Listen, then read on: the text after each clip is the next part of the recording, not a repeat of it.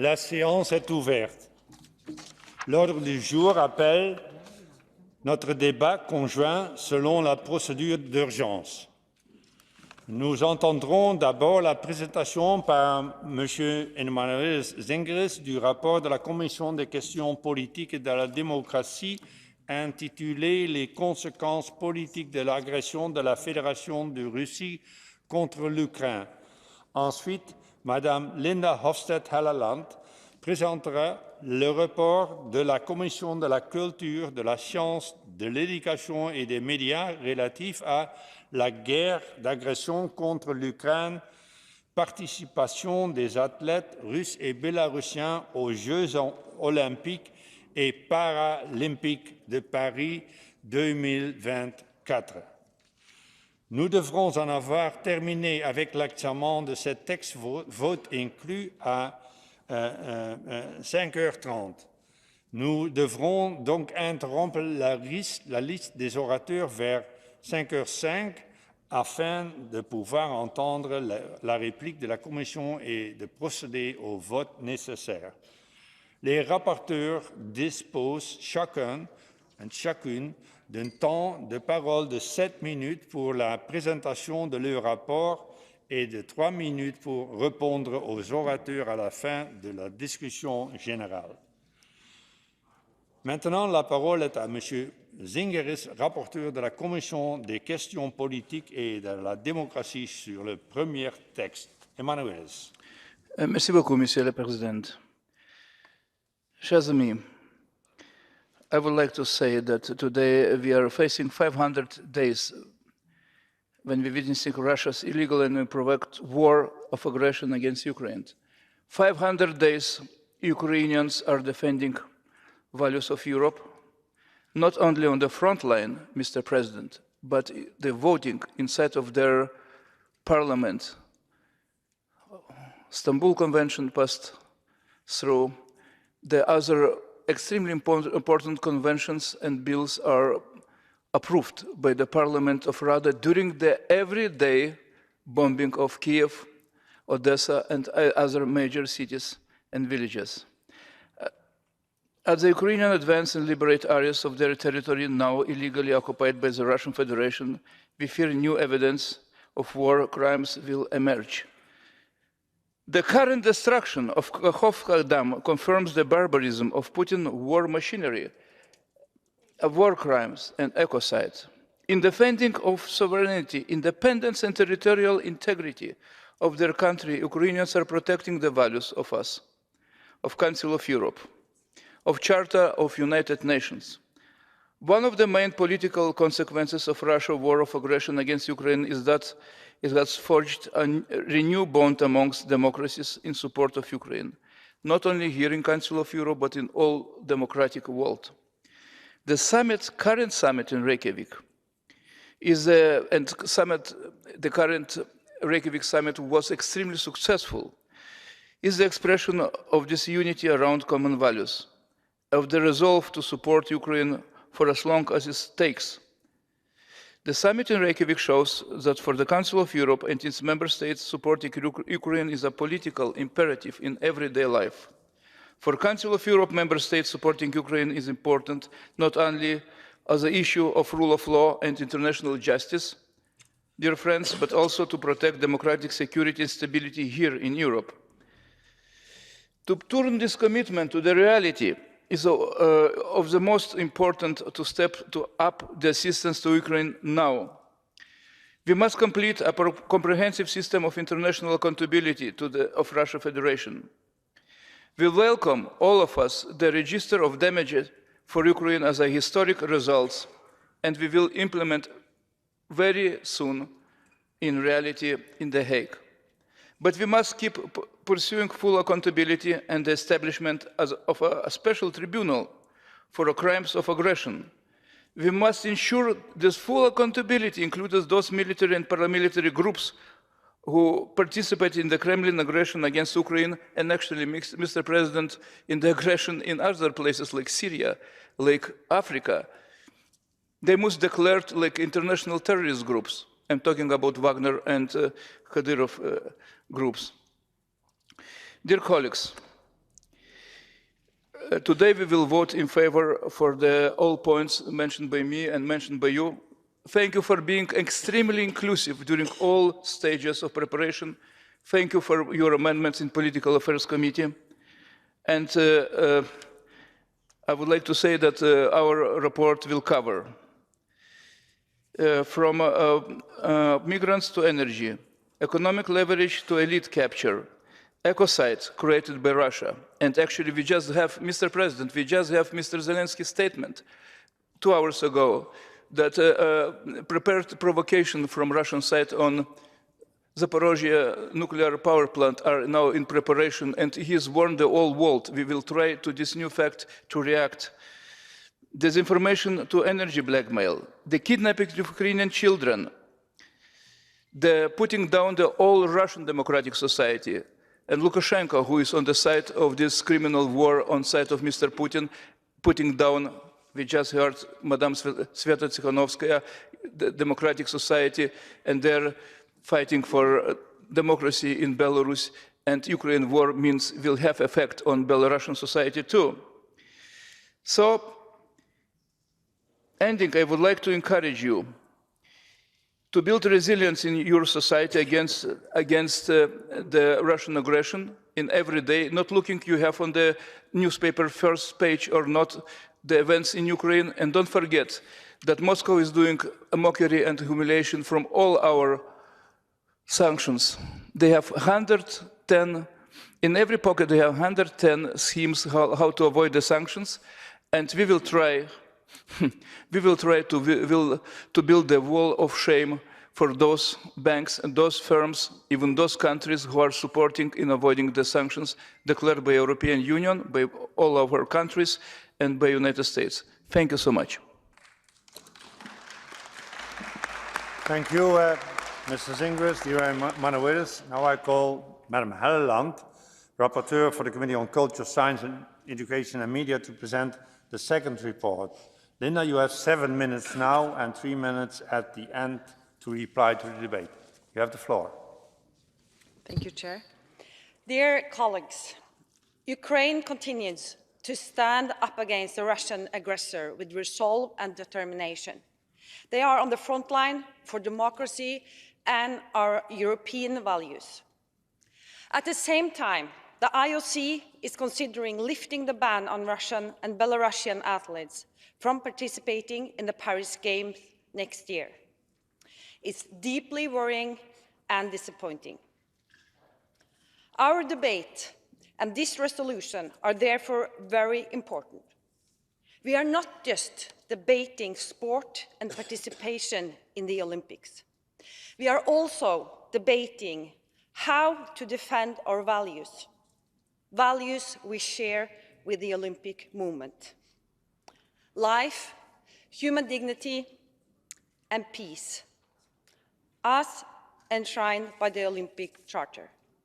I hope the IOC and the Olympic movement are listening to our debate today. I hope that IOC are ready to take responsibility. The Olympic movement plays a fundamental role.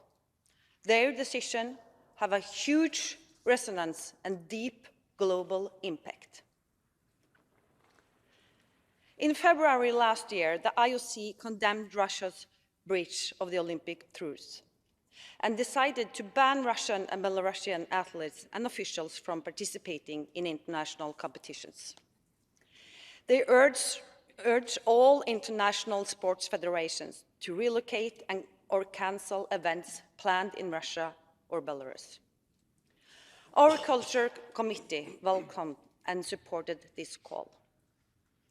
But 16 months later, knowing that the war of aggression is still ongoing, knowing that the suffering of the Ukrainian people is worsening, the IOC is considering allowing Russian and Belarusian athletes to participate as neutral in the Paris Games. As a human rights organization, we must raise our voice against this. So why would the IOC change its position? it has been argued that the ban is, one, a possible infringement of the fundamental rights of Russian and Belarusian athletes to participate in sports, two, not in coherence with Olympic values, and three, that it is inconsistent and self-centered in a turbulent world. Also, it has been argued that a call on the IOC from the Assembly to maintain the ban is in conflict with the autonomy of sport. As I have explained in my report, none of this is true. Firstly, a ban on Russia and Belarusian athletes from the Paris Games is not an infringement of athletes' rights to participate in sports. It is not a fundamental right to participate in the Olympics and international competition. Secondly, when the IOC decided to ban Russian and Belarusian athletes, they said it was because the Russian invasion of Ukraine represents a blatant violation of the Olympic truce. This has not changed. The war of aggression against Ukraine is still a blatant and ongoing violation of the Olympic truce. It is still a major threat to peace and human dignity. The situation has in fact worsened since last year. And thirdly, to the argument that the ban is inconsistent and self-centered, I will say the following. This war of aggression is of a totally different nature and scale than other ongoing conflicts. A superpower has threatened nuclear escalation. Russia is challenging the existing international legal order. And lastly, regarding the issue of the autonomy of sports, it's not an issue. We are urging the IOC to make the right decision. And I must say, these are core principles of great value. Peace, global stability, safeguarding the international legal order. Dear colleagues, we have the right to voice our opinion. We cannot silently endorse a decision to lift the ban when the destiny of Ukraine and the human rights of its people are at stake. Russian and Belarusian participation in the Paris Games is therefore unthinkable. Their participation would de facto prevent others from participating. Ukrainian athletes would not participate. Finding acceptable criteria for Russian and Belarusian participating as neutral is near impossible. It is inevitable they will link to their countries. So we must therefore call on the IOC to maintain the ban. There is no such thing as a neutral athlete. We must urge national IOC representatives as well as national and international sports federations to stand up against IOC's proposal to allow participation under neutral flag. Thank you. Thank you, Madam Helleland. And now in the debate, we first go to the five speakers on behalf of the political groups. And first in the debate, I call Mr. Casper van den Berg from the Netherlands. Casper speaks on behalf of the Alliance of Liberals and Democrats in Europe. Casper, het woord is aan jou. Dear Chair, the Alliance of Liberals and Democrats in Europe wants to express its heartfelt gratitude to the rapporteurs of today's debate, Mr. Zingeris and Ms. Helleland. They have done an impressive job working on a topic that is, or should be, the highest priority to everyone here at the Council of Europe, namely Russia's war of aggression against Ukraine.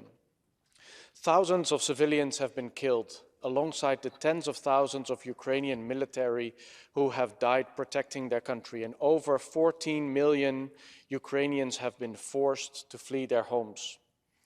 The Russian army has committed heinous acts of savagery and war crimes, including the expulsion of Ukrainian children.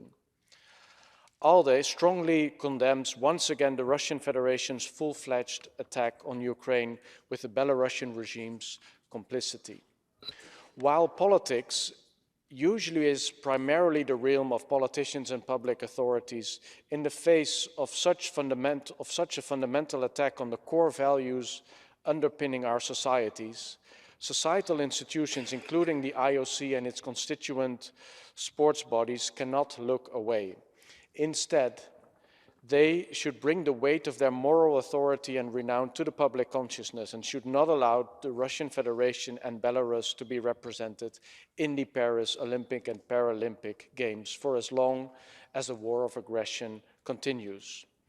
ALDE thereby underlines the resolution of the Committee of Ministers of 26 October last year. There is no doubt that participation by athletes from these countries would be used as a propaganda tool by the regimes. We have seen the Russian and Belarusian authorities do this over the past period. Their participation would hinder other athletes, not least Ukrainian athletes, from competing. Allowing for these athletes to participate as neutral individual competitors offers no solution because it will not provide the required safeguards and will not be a response worthy of the Olympic spirit. Moreover, as we know that Russian and Belarusian elite athletes receive state salaries, there is no realistic way thinkable that they could demonstrate their neutrality or distance themselves from these regimes. If for nothing else, it should be out of respect for the nearly 300 Ukrainian sportsmen and women that have to date lost their lives in the war, and the children whose lives have been cut short and who will never have the chance to excel at sports, that the sports world should stand up for the basic values of liberty and democracy. Thank you. Dank u wel, Casper. Now, Mr. Alexei Goncharenko from Ukraine is going to speak on behalf of the European Conservative Groups. Alexei, you have the floor. Thank you. Thank you, Mr. President. Microphone. Yeah. Thank you, Mr. President, and special thanks to rapporteurs, special thanks to Emanuele Zingiris for great job done. Thank you very much for this so powerful, so important report. And now we're speaking about sport. And we're speaking the word neutral. And I want to take this point and to go ahead. What is really neutrality? Can we really be neutral in the world? You know, when I'm hearing that, it's not just from sportsmen, it's a culture people, artists. We see people in Monaco, Courchevel, Vienna or Geneva sitting in restaurants and saying, you know, I'm Russian and I'm neutral. No, you are not. If you want to be Russian, not with the word bad Russian, you just need to name evil as evil. You just can't be silent. No, you just need to speak, you just need to talk. And in this case, you can't be just Russian. In other case, you are bad Russian because you have responsibility for what your country is doing. Speaking Russian now, I'm speaking about Russian citizens. We are not Nazis like they are. We are not speaking about Russians as ethnic group, because there are Russians, ethnic Russians in Argentina. They have nothing to do with the Putin's Russia. We can be neutral. There are ethnic Russians in Ukraine, and they are good Russians because they're fighting for Ukraine, shoulder to shoulder with Ukrainians, Jewish people, Crimean Tatars and others, for our values, for our country. But if you are a citizen of Russia, no difference of what ethnicity, and you are silent, it means you support Putin. And when we're speaking about sport, Olympic Games is not just about whose muscles are bigger. No, it's about the spirit. And first of all, you should be human. And when you're human, you can't be silent when you see how Russian Federation, your country, is killing children, is destroying Kakhovka Dam, is destroying the planet completely, is blackmailing with the nukes the whole world. You just need to speak. In this case, if you are doing it publicly, you can be just Russian. But if you want to be good Russian, it's easy way to do. Who is good Russian? Vladimir Kara-Murza is good Russian because he is detained in prison because he fought against the war in Russia. Who is good Russian? Good Russians are those who are fighting in Russian volunteer corps today. in Belgorod Oblast of Russian Federation to liberate Russia from Putin's regime. They are good Russian. It's not about Tchaikovsky, it's about those who are playing Tchaikovsky for tyrant and then try to say, you know, I am neutral. No, you are not. If you want to be good Russian, welcome to Ukraine, welcome to Russian Volunteer Corps. Do as what you can to stop the evil. In this case, you are really good Russian. All of else is just hypocrisy, and we need to stop it and prevent it spreading in our societies. Evil should be named as evil. Thank you very much. Thank you, Alexei. Next in the debate, I call Mr. George Katougalos from Greece. He speaks on behalf of the Unified European Left. George. Thank you, Tini. Dear colleagues, our group is not unanimous on the issue of the athletes. Some of us are following the opinion of the rapporteur. Some more have a different opinion. Take note that I am not speaking about a majority. We didn't put that on vote because we did not want it to be a divisive issue diverting us from the support to the values of this organization and the support to Ukraine. But this is exactly my point. The discussion of this report is very divisive, not among us, not just between PACE and the IOC. It brings an important breach, a schism, within the bloc that it supports Ukraine. The recent G7 statement is the following, I quote, "We are focused on ensuring that Russian and Belarusian athletes are in no way appearing as representatives of their states." President Macron, the host of the next Olympic Games, have said, I quote, "Sport should not be politicized. These major events are meant to allow athletes from all countries, sometimes including countries at war, to bring sport to life." More importantly than all, we are now in confrontation with the United Nations. Both the special rapporteurs of United Nations on the issue of cultural rights and on racism have said clearly that they consider that a blanket ban on Russian and Belarusian athletes would be discriminatory, a flagrant violation of human rights, and would raise, I quote, "serious issues of non-discrimination." Not it is factually correct what the rapporteur has said, that IOC has lifted the ban on Russia and Belarus. Russia and Belarus, as states, are continued to be banned. Russian teams or Belarusian teams are not going to be present in the Olympics. We are not going to see a hockey Russian team or a Russian basketball team. Individual athletes who are supporting the war are also excluded. Athletes who belong to groups, to athletic groups of the army or the police are going to be excluded. So again, it was a very bad decision to bring this item on the agenda of PACE. It is going to give an easy propaganda victory to the Russian regime, because IOC is not going to hear what we are going to say. Already President Bach of the IOC has lamented, I quote, "Unfortunately, a few countries, in particular European ones, are going beyond this very strict IOC recommendation." It is a mistake, dear colleagues, that we should definitely avoid for the future. Thank you, George. Next in the debate, I call Madam Agnes Sirka Prammer from Austria, and Agnes speaks on behalf of the group of Socialists, Democrats and Greens. Agnes? Thank you, Mr. President. It has now been almost 18 months that the Russian regime started its large-scale invasion on Ukraine. Since the very first day, the Council of Europe member states have been supporting Ukrainians in defending their sovereignty, their independence, and the territorial integrity of their country. Because by doing so, they are at the same time defending the basic principles and values of the Council of Europe.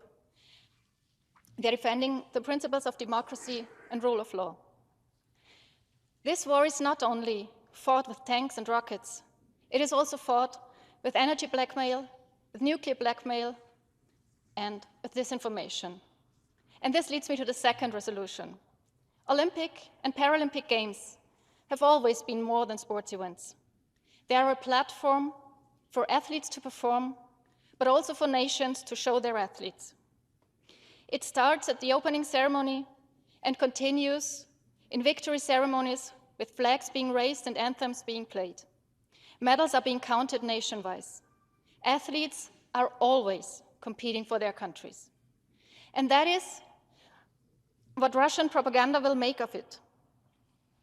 Even if under a neutral flag, the message will be, we are part of peaceful games.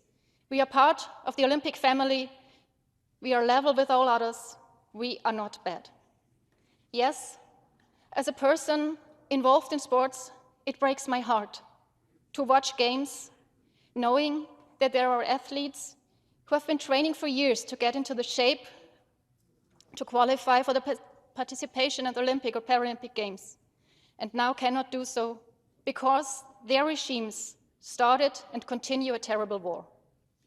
But this is not about sports hearts breaking. It is about hundreds and thousands of Ukrainian and also Russian hearts that stopped beating. This is about crimes, war crimes being committed every day.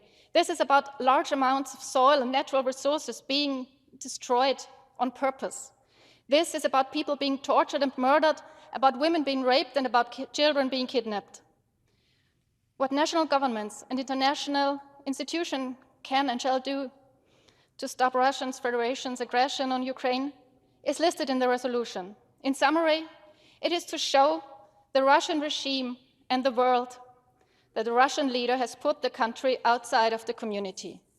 What the IOC can do is simply not to give the Russian and also the Belarusian regimes the opportunity to use the Olympic and Paralympic Games in Paris as a platform to transport the very opposite of what the community of states has agreed.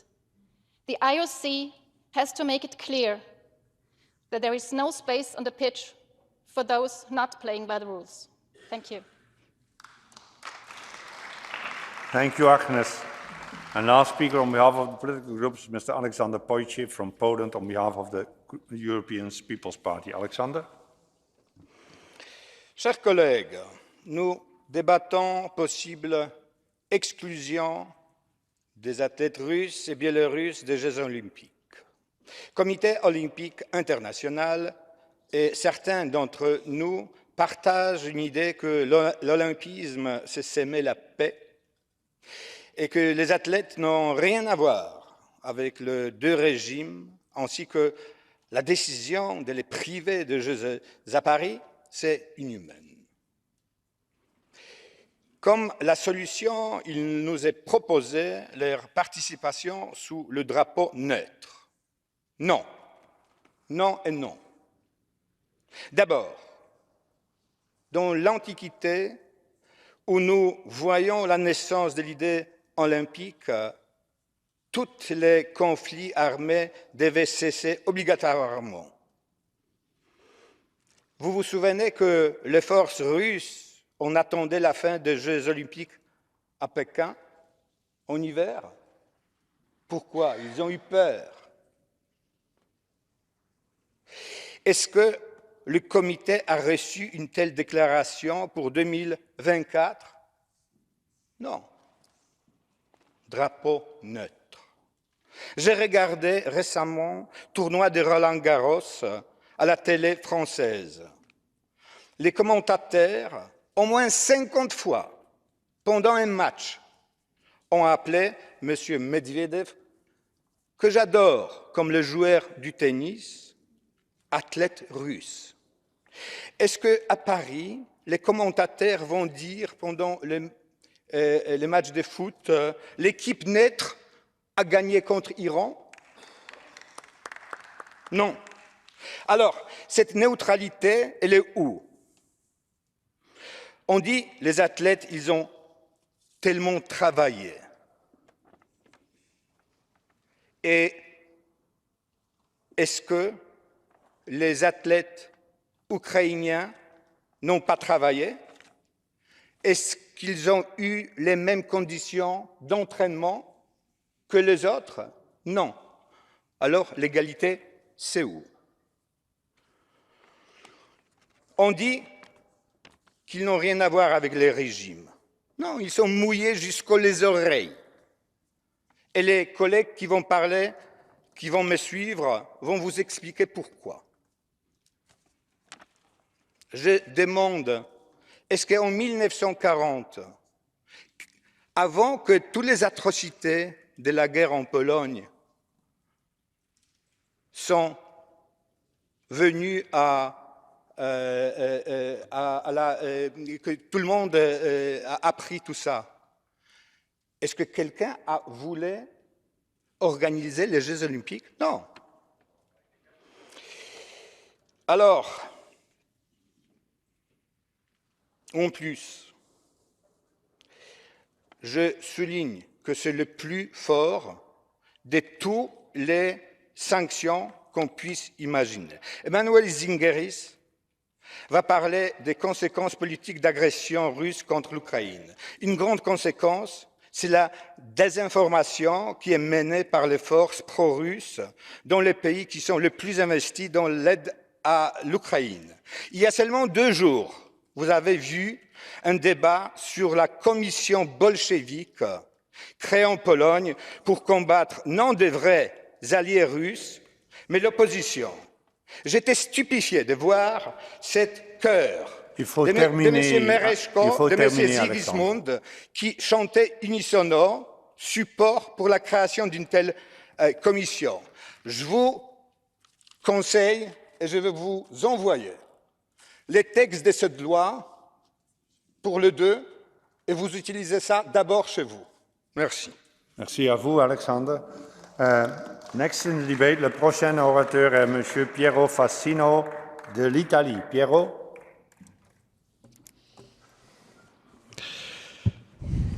Thanks. I will speak Italian, the Channel 4. Signor Presidente, la guerra, come sappiamo tutti, continua e continuano le sofferenze, le distruzioni, le vittime e si moltiplicano gli appelli a fermare le armi, a cercare di avviare un negoziato di pace. E le iniziative sono molte, il Vaticano, i presidenti africani, Lula, la Cina e tanti altri. Ma questi sforzi per cercare una soluzione di pace sono resi vani, vanificati, dalla scelta di Putin di annettere i territori del Donbass e la Crimea. Vedete, c'è una differenza tra occupare militarmente un territorio e annetterlo. Perché occupare un territorio occupato ci si può sempre ritirare sulla base di un accordo. Un territorio annesso non ci si ritira più, perché se tu annetti un territorio dici quello è mio e non intendo restituirlo.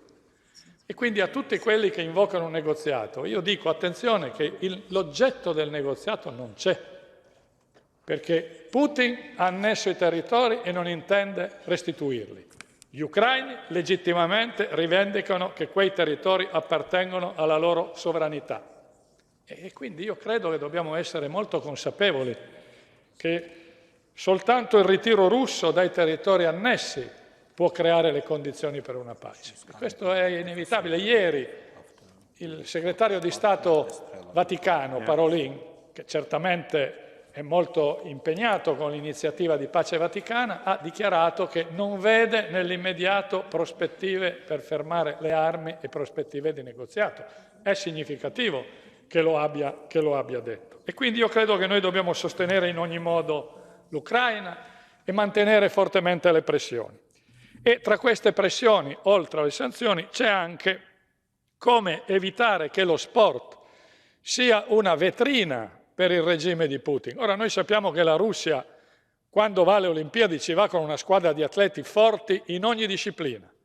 Se guardiamo i medaglieri delle Olimpiadi, la Russia è sempre tra i primi 3 paesi per medaglie conquistate, il che significa che anche questa volta la Russia cercherà di rendere evidente la propria forza sportiva, ma che diventa un argomento di valorizzazione e di enfatizzazione che Putin utilizzerà sulla scena internazionale.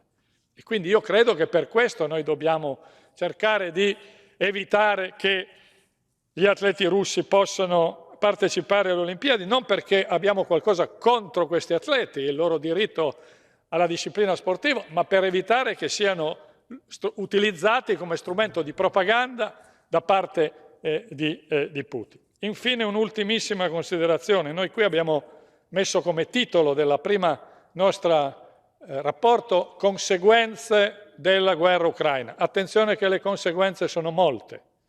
Penso per esempio al fatto che si manifesta sempre di più una contrapposizione West-Est e noi dobbiamo convincere invece il mondo che la guerra russo-ucraina non è un problema che riguarda solo l'Europa e il rapporto con l'Europa e la Russia. Pensiamo alle conseguenze nel Mediterraneo, dove la Russia è molto presente per relazioni storiche con l'Egitto, con l'Algeria, perché in Siria, perché nel Sahel con la Wagner, perché in questo momento nel Mediterraneo la Russia ha la più grande flotta che mai abbia avuto in quel mare. Ecco, credo che dovremmo valutare tutto e sapere quindi che continuare a sostenere l'Ucraina è essenziale per l'Ucraina, ma anche per la stabilità e la pace internazionale. Grazie. Grazie, Piero. Next in the debate, I call Mr. Reinhold Lopatka from Austria. Reinhold, you have the floor. Dear President, dear colleagues, of course, we all fully support Ukraine in the war against Russia. But on the other hand, I also fully support the point of view that we have to respect the autonomy of sporting organizations. And I'm a strong defender of sports' right to make its own choices without government interference. If governments or parliamentary forums try to decide which athletes can take part in which competitions would mean for me the end of world sport as we know it today. Sport is very important as an independent bridge builder, and we should respect and we should accept the independence of sport. The Olympic Charter clearly states that the goal of Olympism is to place sport at the service of the harmonious development of humankind, with a view to promoting a peaceful society concerned with the preservation of human dignity. The Russian war of aggression is an indisputable crime against humanity, of course.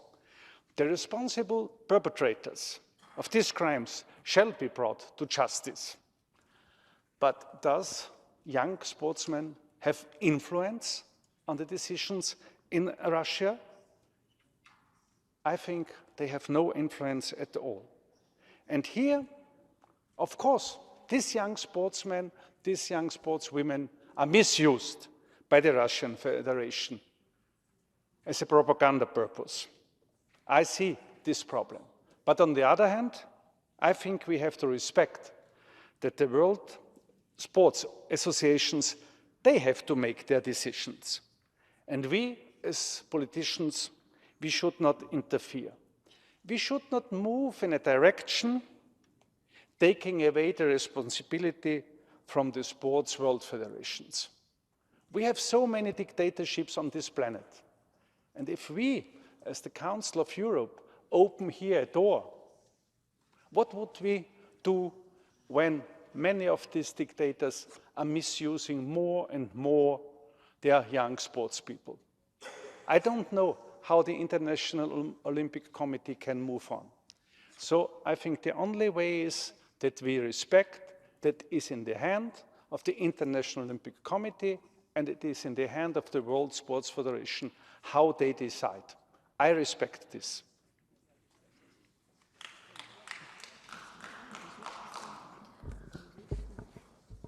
Bonjour à toutes et à tous, et merci à M. Lopka. Et maintenant, la parole est à M. Roland Rino-Buchel de la Suisse.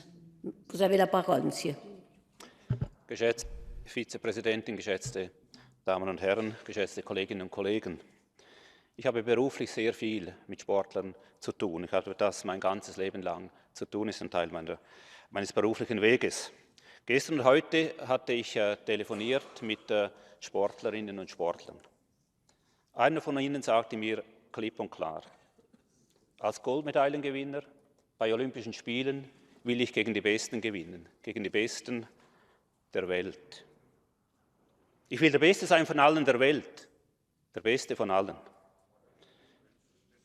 Und zwar der Beste von allen ehrlichen Sportlern der Welt, der Beste von den Sportlern, die nicht bescheißen, die nicht dopen. In diesem Sinne bin ich dafür, Sportlerinnen und Sportler von Olympischen Spielen auszuschließen, wenn sie Betrüger sind, wenn sie den Sport manipulieren, wenn sie dopen. Nun will diese parlamentarische Versammlung Sportlerinnen und Sportler aus anderen Gründen ausschließen. Diese Versammlung will die Olympischen Spiele politisieren.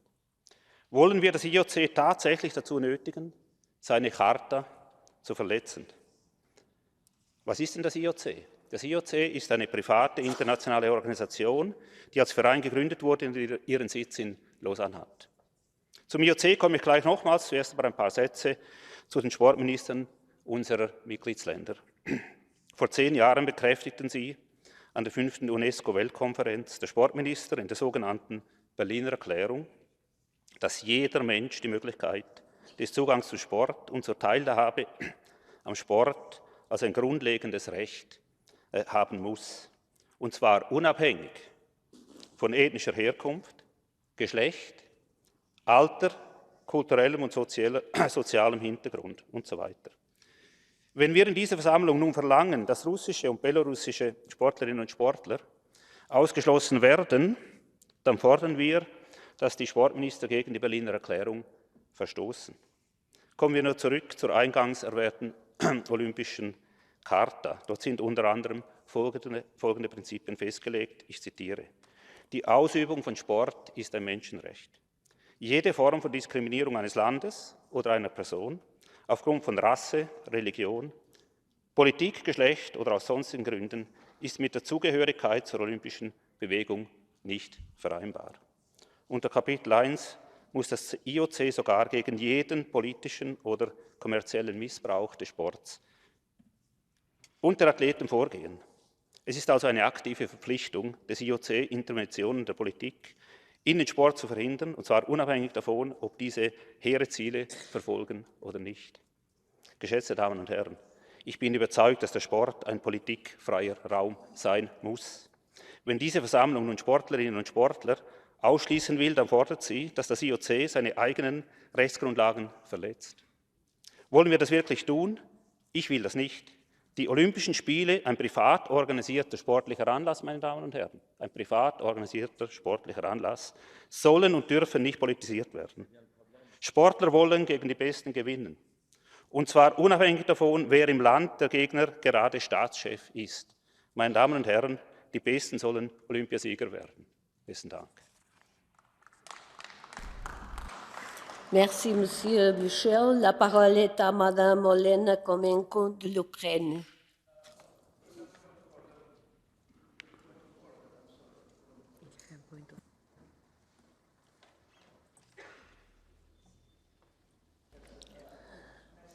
Désolée, Madame Olena Komenko, parce que Monsieur Zingaris a demandé un point d'ordre.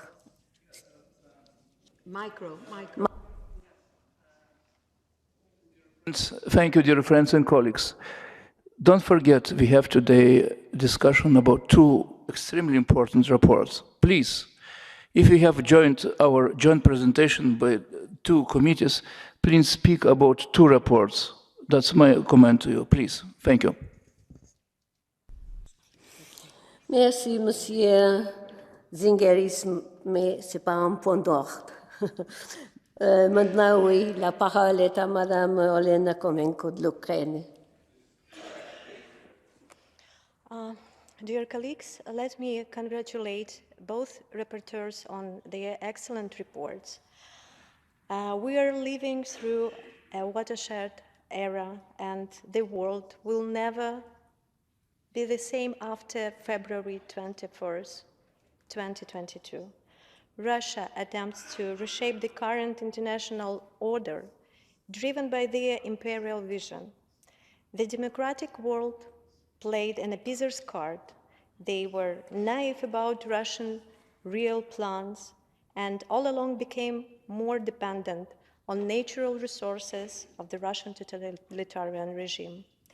But it keeps getting worse. Russia uses scorched earth tactics. They plunder and destroy and try to wipe out Ukraine. They mined and destroyed Kakhovka Dam. They took as a hostage the Zaporizhia nuclear power plant. They mined the Crimean Titan plant and shelled the ammonia pipelines. They exceed any expectations from the notion of madness and feed on the weak reaction of their opponents. They wish we never existed. Well, we are here, and here we are still fighting fiercely. But on our side, is naivety over? I'm not sure about that. Perceptions change drastically only after horrors of war are seen with your own eyes. It converts into support against the aggressor for the cause of just self-defense, but way too slow. The main burden is still carried by Ukrainians, and knowing about the vast human resource of Russia, their insane disregard for human rights and human life, we cannot scream enough how urgent it is. How urgent it is to scale up defense spending for all. How urgent it is to make our democracies capable of producing and maintaining necessary capabilities. Because without that, you cannot defend the very basic human rights cherished in this organization. Without that, your insane neighbor may question even the human dignity, and no one would be empowered to stop. This report, the political consequences of the the war of aggression against Ukraine, reiterates many important components to bring lasting peace, like strengthening the sanctions to cripple the war machine destroying Ukraine, and setting all the necessary accountability mechanisms. On this background, we salute the Estonian government for setting up principles of the use of freezed Russian assets and hope for the adoption of the respective law soon. All European governments should follow this lead. It is popular nowadays to portray someone as a peacemaker, or someone can portray himself or herself as a peacemaker. All peacemakers may take note from this resolution, from the resolution on consequences, political consequences of the Russian Federation's aggression against Ukraine. Only steps resecuring the rules-based international order would bring true peace. And we are all eager and acting to see that day. Thank you, dear colleagues. Merci, Madame Komenko. La parole est à Monsieur Maxime Vucinic de Monténégro.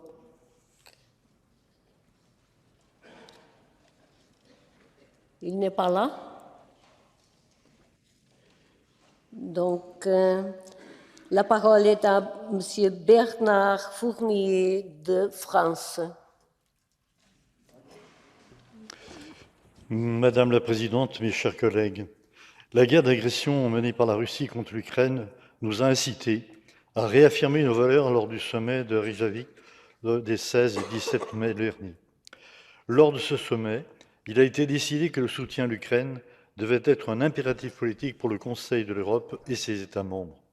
Ce soutien est d'autant plus nécessaire que de l'issue de cette guerre dépendra l'avenir de nos valeurs démocratiques et la stabilité de notre continent. Si l'Ukraine ne parvient pas à faire reculer la Russie, celle-ci s'attaquera demain à la Moldavie et à la Géorgie, qui sont déjà la cible de tentatives de déstabilisation politique. La Fédération de Russie contribue déjà à fomenter des manifestations contre le gouvernement au pouvoir en Moldavie. Il mène également contre ce gouvernement de vastes campagnes de désinformation en ligne et des cyberattaques. La situation dans les régions géorgiennes, d'Abkhazie et d'Ossétie du Sud s'est également de nouveau dégradée. Une pression de plus en plus forte s'exerçant pour exercer sur ces deux régions, pour intégrer ces deux régions à la Fédération de Russie.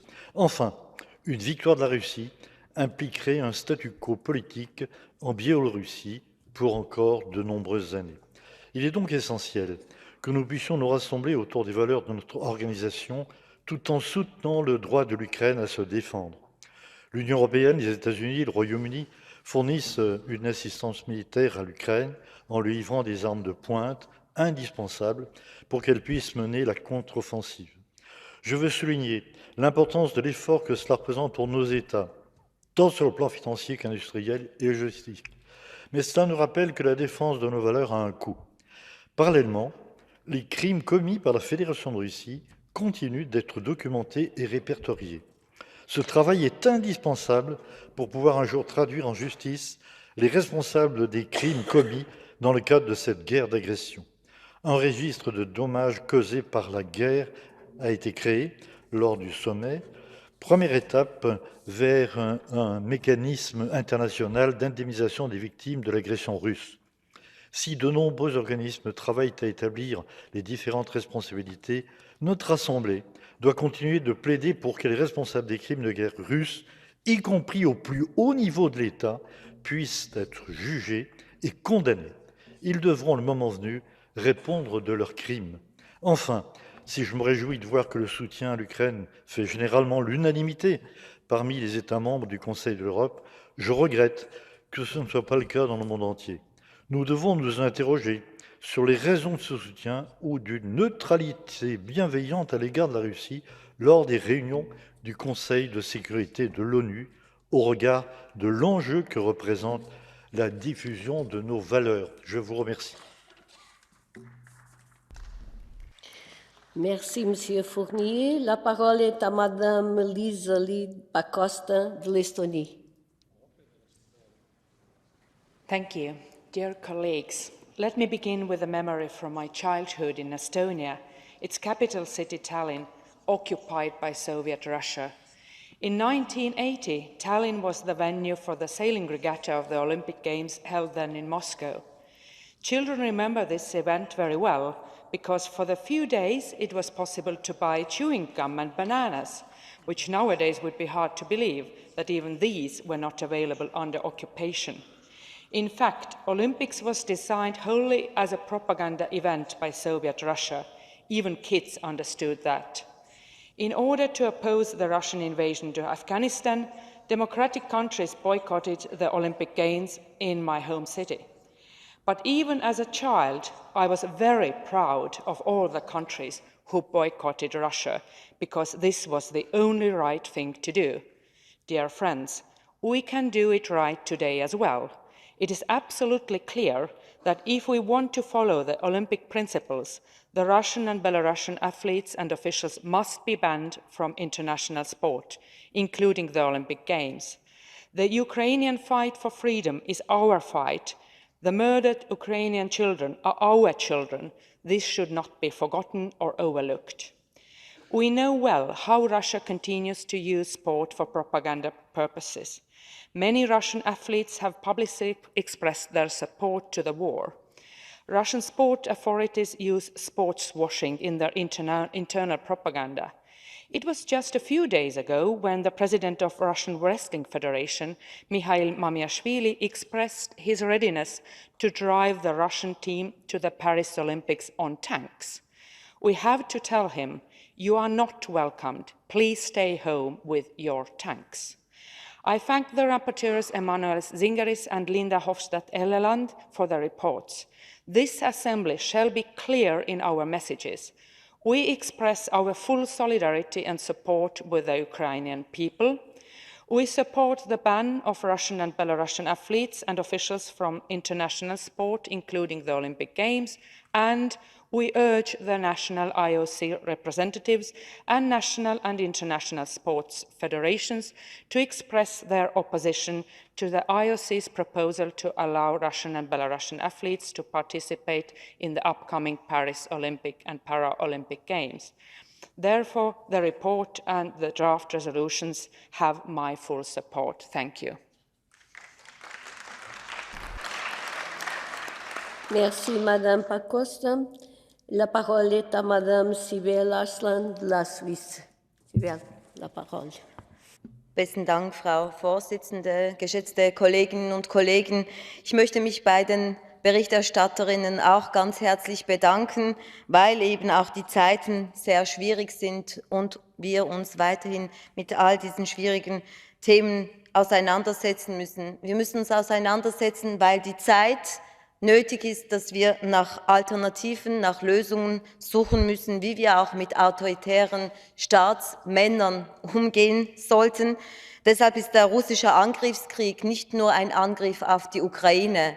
Dieser Krieg ist ein Angriff auf uns alle, auf unsere Werte, auf unsere nächsten Generationen, mit all diesen Umweltschäden, die ein Krieg auch ausrichtet, wird es auch die nächsten Generationen beschäftigen. Und all diese TäterInnen, die die Verantwortung tragen, sollten deshalb, wie wir das auch in Reykjavik diskutiert haben, vor einer Sondergericht auch bestraft werden können. Deshalb ist die Errichtung so eines Gerichtes nach wie vor eben auch in Verpflichtung der nächsten Generationen sehr wichtig. Was hinzukommt, ist natürlich auch die Frage der Wagner-Gruppe. Eben solche Kriegstruppen, die überall immer wieder mit all diesen Kriegsmaschinerien versuchen, Gehilfenschaft zu leisten, sollen nach wie vor verfolgt werden. Ich glaube, zu Friedenszeiten Frieden zu verlangen, ist einfach. Zu Kriegszeiten für den Frieden einzustehen und dafür nach Alternativen suchen, ist für uns alle nach wie vor sehr wichtig. Nun ein paar Worte zu den Vorschlägen bezüglich der Sportlerinnen, ob sie jetzt zugelassen werden sollten bei den Olympischen Spielen oder nicht. Mein Kollege aus der Schweiz, Roland Büchel, hat es erzählt. Sport ist in der Tat etwas bindend und es sollte grundsätzlich auch sehr frei sein, sich hier eben auch zu betätigen. Was wir aber auch immer wieder sehen, ist, dass die SpielerInnen in den jeweiligen Ländern, insbesondere von den autoritären Staaten, auch ausgenutzt werden, damit sie im Lande selber Propaganda machen können, damit sie auch sagen können, dass sie überhaupt mit keinen Konsequenzen rechnen müssen. Aber es ist auch wichtig zu sehen, dass oft SportlerInnen auch unterstützt werden, sofern sie der Regierungen, eben diesen Regimen nahestehen. Alle anderen, die kritisch sind, die eben auch sich vielleicht dazu geäußert haben, was mit der Ukraine vielleicht seitens Russland passiert, werden auch nicht gefördert. Ich möchte hier ein Beispiel nennen. Denken Sie an die iranischen Sportlerinnen, die im Ausland waren, die ohne Kopftuch vielleicht geklettert sind. Sie mussten dann, sofern sie in die Regierung, in ihr Heimatland zurückgehen wollten, von der Mullah-Regime, wurden sie dann verhaftet und wir mussten kämpfen, dass sie auch weiterkommen. Deshalb ist es wichtig, dass wir, glaube ich, auch Konsequenzen zeigen können und von der Sport, gerade weil sie privat organisiert sind, Forderungen stellen. Und es ist wichtig, dass wir von hier aus diese Signale senden und die privaten Organisationen hier auch an die jeweiligen autoritären Staaten ein Zeichen setzen können. Besten Dank. Merci Sibel. La parole est à Madame Inger Schott de la Norvège.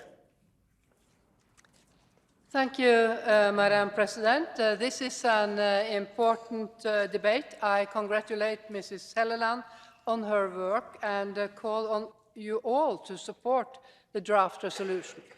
Now I would like to start with the conclusion. As long as there is war in Ukraine, Russian and Belarusian athletes can't be allowed to participate at the Olympic and Paralympic Games in Paris next year. Allowing them to participate under a neutral flag or banner is not acceptable either. Our Assembly must take a clear position on this issue, and we must use our voices to stand up for Ukrainian athletes. Their right to participate in sports is violated by the Russian aggressor. Madam President, ideally, sports and politics don't mix, but we all know that this is not the case. Sports and politics are tightly linked together.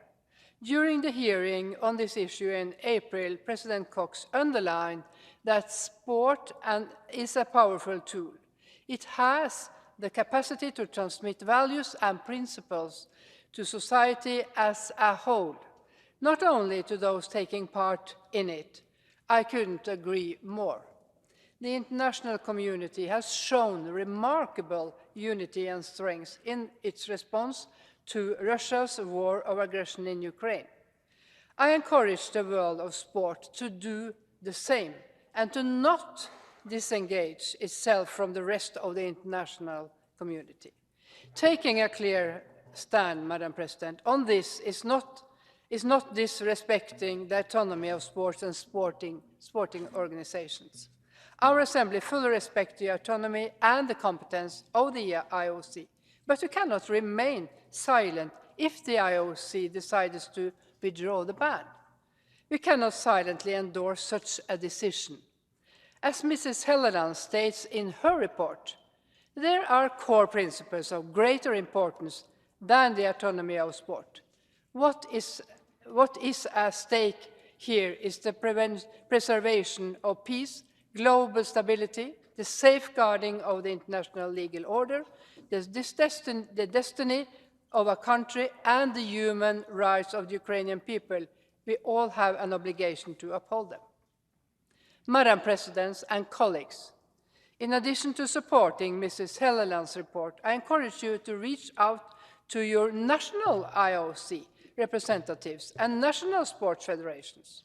Urge them to express their opposition to the IOC's proposal to allow Russian and Belarusian athletes to take part in the upcoming Paris Olympics. It's the right time to do so, Madam President. Thank you.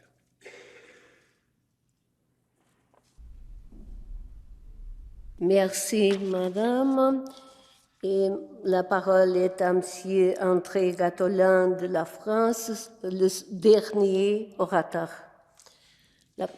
Merci Madame la Présidente. Mes chers collègues, je veux tout d'abord féliciter très chaleureusement nos deux rapporteurs, Emmanuel Zingeris et Madame Helleland, pour la qualité de leurs deux documents qui nous ont délivrés, et puis aussi des amendements qui ont été ajoutés, notamment par nos collègues et dont nous débattrons, nos collègues ukrainiens.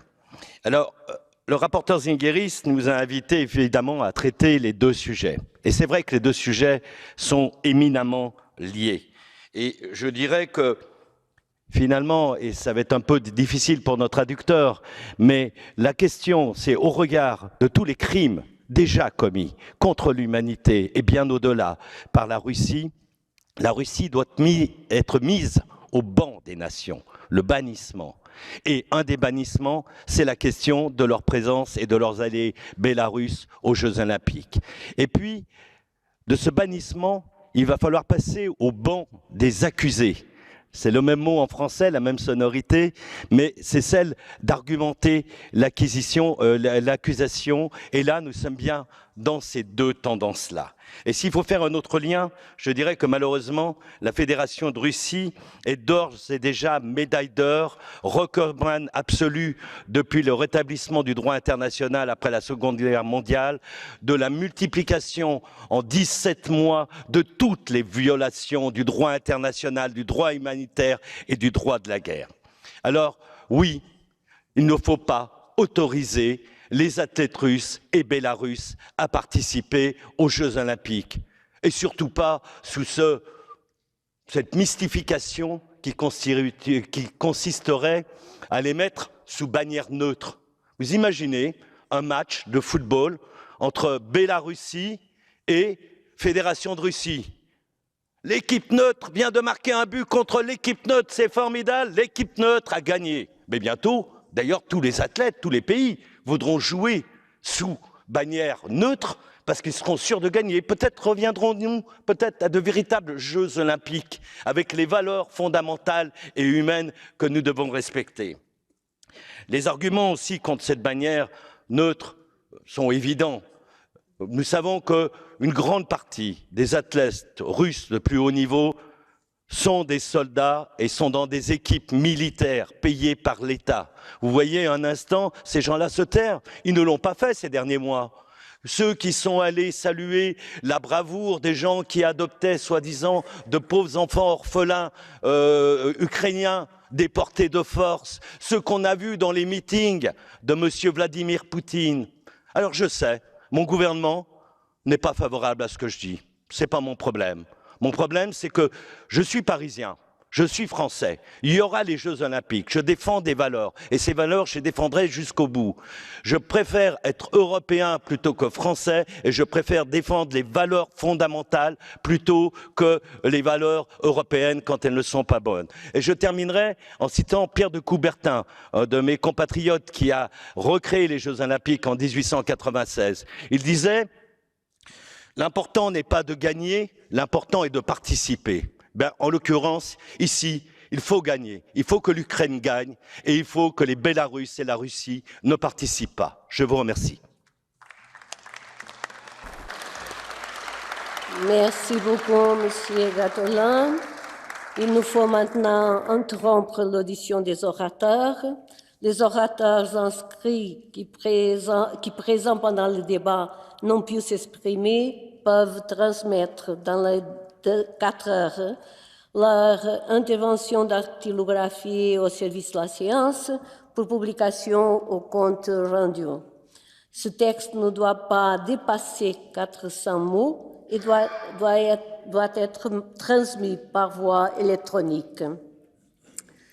Et maintenant, j'appelle la réplique de la Commission. Monsieur Zingeris, vous avez 3 minutes pour répondre aux intervenants. Shazmi, dear friends and colleagues, I'm here from 93, just a bit celebrated, and thank you for the participation, 30 years of Lithuanian membership in Council of Europe, Estonian membership of Council of Europe, and Slovenian membership of Council of Europe. I remember the entry of Russia in 1996. Among obligations was to withdraw the Russian 14th Army from Moldova, to pay compensations for the Baltic deported to Siberia and to Gulag people, and many others. Most of those conditions were not implemented, even in the time of democratic Russia. Chechen war started, Russia war against Chechnya, and after that started all atrocities against Georgia, against Ukraine, and we have now the war against Europe. You can understand how alone Ukrainians are, how alone are Ukrainians now on the front line. We have now our troops there. We are not defending shoulder to shoulder our freedoms. They're defending our freedoms. They're voting for our values. So that is the reason when in my report I have absolutely clear included Wagner Group of a terrorist organization, Kadyrov Group like a terrorist one, and asking international governments to impose red notice for Interpol against every member of those 2 criminal huge entities. From other point of view, we have mockery of avoidance of circumvenance of the sanctions. We will create a wall of shame under our register and ad hoc task force to understand which banks and which companies are benefiting from the war and from the blood of Ukrainians. And certainly we'll be going to finally going to establish international tribunal, special tribunal against war crimes and against Russian aggression of Ukraine. From that reason, I would like to ask you to be together, united, and vote in favor for the report and all amendments in my report, and probably supporting the reports of my neighbor. Thank you. Merci, Monsieur Zingeris. Et Madame Eleland, vous avez 3 minutes pour répondre aux intervenants, s'il vous plaît. Thank you, Madam Chair, and thank you, colleagues. Thank you so much for your support. Our voices are clear. Russian and Belarusian athletes have no place at the Olympic and Paralympic Games in Paris next year. By lifting the ban on Russia and Belarusian athletes, the IOC becomes a tool for the Russian propaganda machinery. As Ms. Costa said, just a few days ago, the president of the Russian Wrestling Federation made an appalling declaration. Russian athletes should go to Paris in tanks if they are not allowed to compete under the Russian flag. This is what I'm talking about. This is propaganda. Many athletes have been used in propaganda to support the ongoing war. And this week, dear colleagues, I received this letter from the global athletes. More than 600 athletes have signed a letter to the IOC president. They are calling for a ban. We must support the athletes. All major organizations and institutions acting in the public and private sphere must stand up and bring the weight of their moral authority and renown to the public consciousness for a deep global impact. This includes the sporting world with its immense economic, social, and political leverage. Today, dear colleagues, proclaiming the Olympic values, Thomas Bach made a speech where he criticized the Ukrainian government. His so-called athlete-centered, value-based approach is simply an excuse to not take a strong stand against the ongoing war. The world of sports, which we love so much, cannot end up on the wrong side of history. And with their action to the IOC is undermining sports and the values of the Olympic movement. We are not trying to punish Russian and Belarusian athletes, but our assembly must do everything in its power to stand by Ukraine. The IOC cannot just ignore international condemnation and sanctions and the responsibility they have under the Olympic Charter. What is at stake is the preservation of peace, global stability, safeguarding the international legal order, the destiny of a country, and the human rights of the Ukrainian people. So again, we cannot allow the sporting world to end up on the wrong side of history. Let's use our voice as the Parliamentarian Assembly of the Council of Europe, representing 46 European countries. Let's then unite and vote in favor of this resolution. Thank you.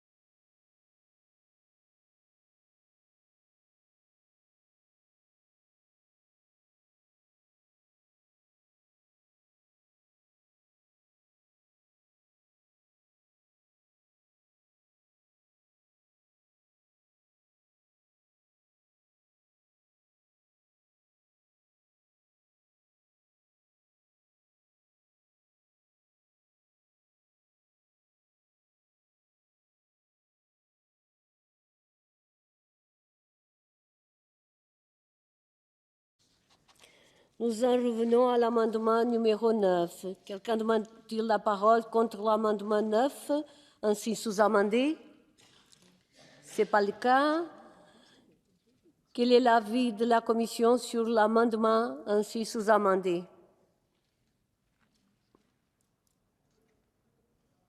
Micro, s'il vous plaît. Yeah, it is approved as sub-amended. Merci. Nous allons procéder au vote sur l'amendement numéro 9, ainsi sous-amendé. Le scrutin est ouvert.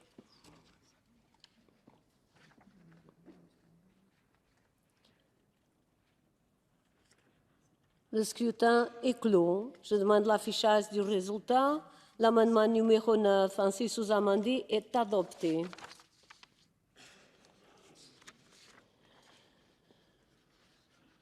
On va voter le projet de résolution.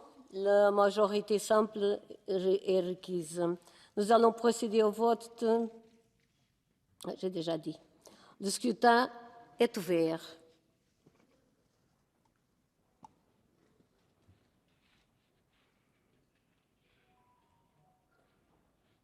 Le scrutin est clos. Je demande l'affichage du résultat. Le projet de résolution contenu dans le document 15 797 amendé est adopté.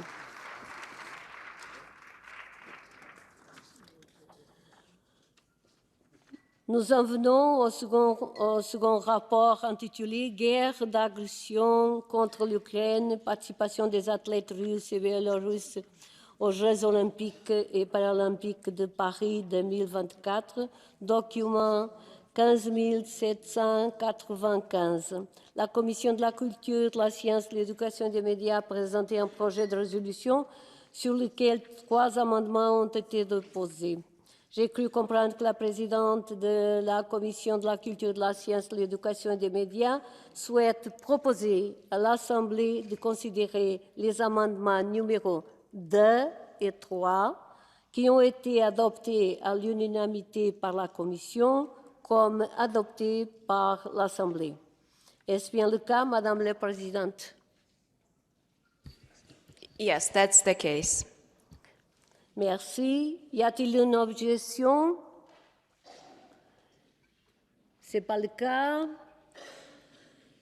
Il n'y a pas d'objection. Les amendements numéro 2 et 3 sur le projet de résolution sont donc déclarés adoptés définitivement. Nous en venons à la discussion du dernier amendement. Mes chers collègues, je vous rappelle que le temps d'intervention est limité à 30 secondes. Amendement numéro 1. J'ai cru comprendre que M. Oleksiy Goncharenko souhaite retirer l'amendement numéro 1 au profit d'un amendement oral de conciliation de la Commission. C'est bien le cas, M. Goncharenko? Sorry, Madam President, may you repeat your question?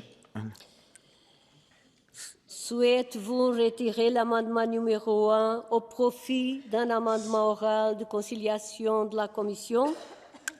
Yes, sure, absolutely. Thank you. Merci beaucoup. Quelqu'un d'autre souhaite soutenir l'amendement? Ce n'est pas le cas. Quelqu'un demande la parole contre l'amendement?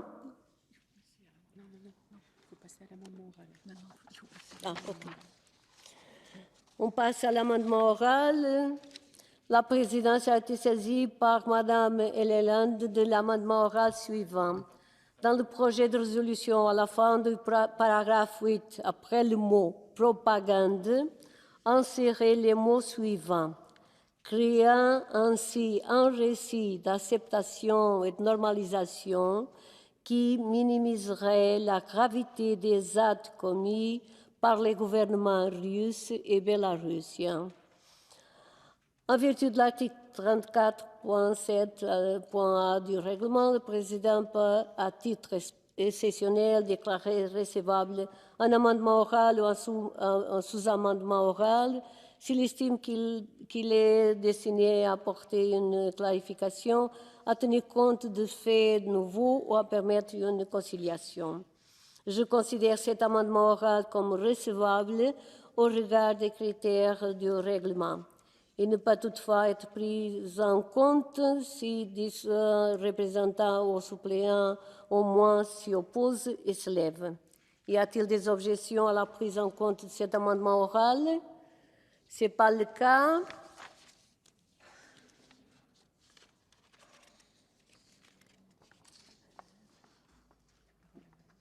La parole est à Madame la rapporteure pour soutenir l'amendement oral. Yes, I support that oral amendment. Merci beaucoup. Quelqu'un demande la parole contre l'amendement oral? Ce n'est pas le cas. Quel est l'avis de la Commission? Unanimously in favor. Merci beaucoup. Nous allons procéder au vote sur l'amendement oral. Le scrutin est ouvert.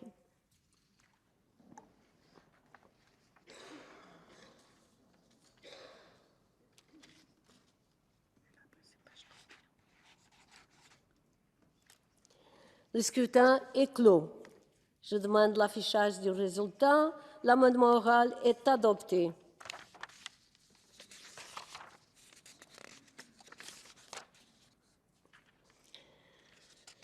Nous allons procéder au vote sur le projet de résolution contenu dans le document 15 795 amendé. Une majorité simple est requise. Le scrutin est ouvert.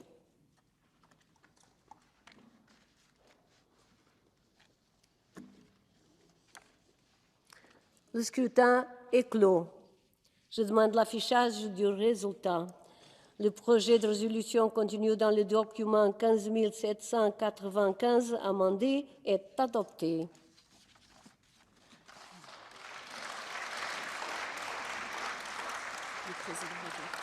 Okay.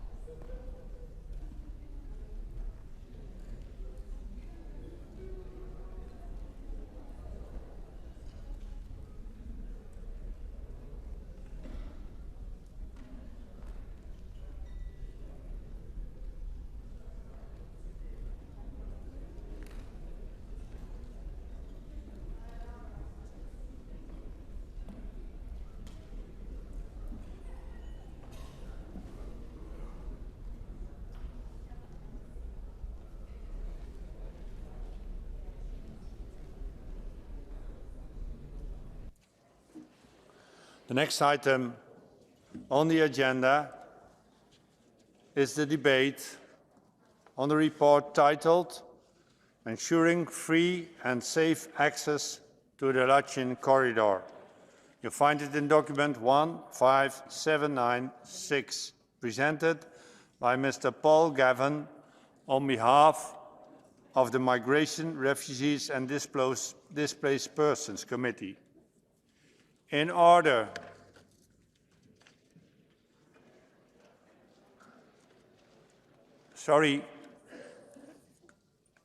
could we leave the first row now to Rapporteur Gavin?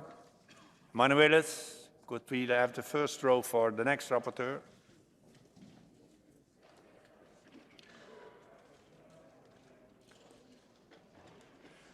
In order to finish by 8 p.m., I will interrupt the list of speakers at about... This is not correct. No, we change it. I will have to interrupt the list of speakers, so not everybody will be able to participate in order to allow time for the reply and vote on the draft resolution.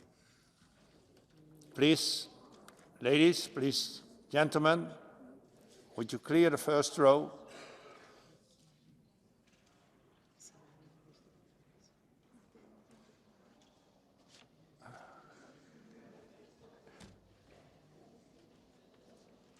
I now call Mr. Paul Gavin, Rapporteur. Thank you very much. You have 7 minutes, Paul. Sorry, but we had some traffic conjunction, is called like that. I call Rapporteur Mr. Paul Gavin. You have 7 minutes now, Paul, and 3 minutes for reply at the end of the debate. You have the floor. Thank you very much, Mr. President. Thank you, colleagues. Firstly, I want to begin by saying what this report is not about. It's not about the wider political situation between Armenia and Azerbaijan. I've been given a very specific mandate to talk about the Lachin corridor, and that is what I focused on in this report. I also need to briefly talk about terminology because a number of amendments seek to remove the term Nagorno-Karabakh. I oppose these amendments because the term Nagorno-Karabakh has always been used in all previous reports and indeed is being used currently by the Monitoring Committee, and I believe my report should be consistent in this regard. So, colleagues, I was asked by my committee to investigate the issue of free and safe access through the Lachin corridor. The committee recommended that I visit both Armenia and Azerbaijan, and crucially, that I travel through the Lachin corridor to see for myself.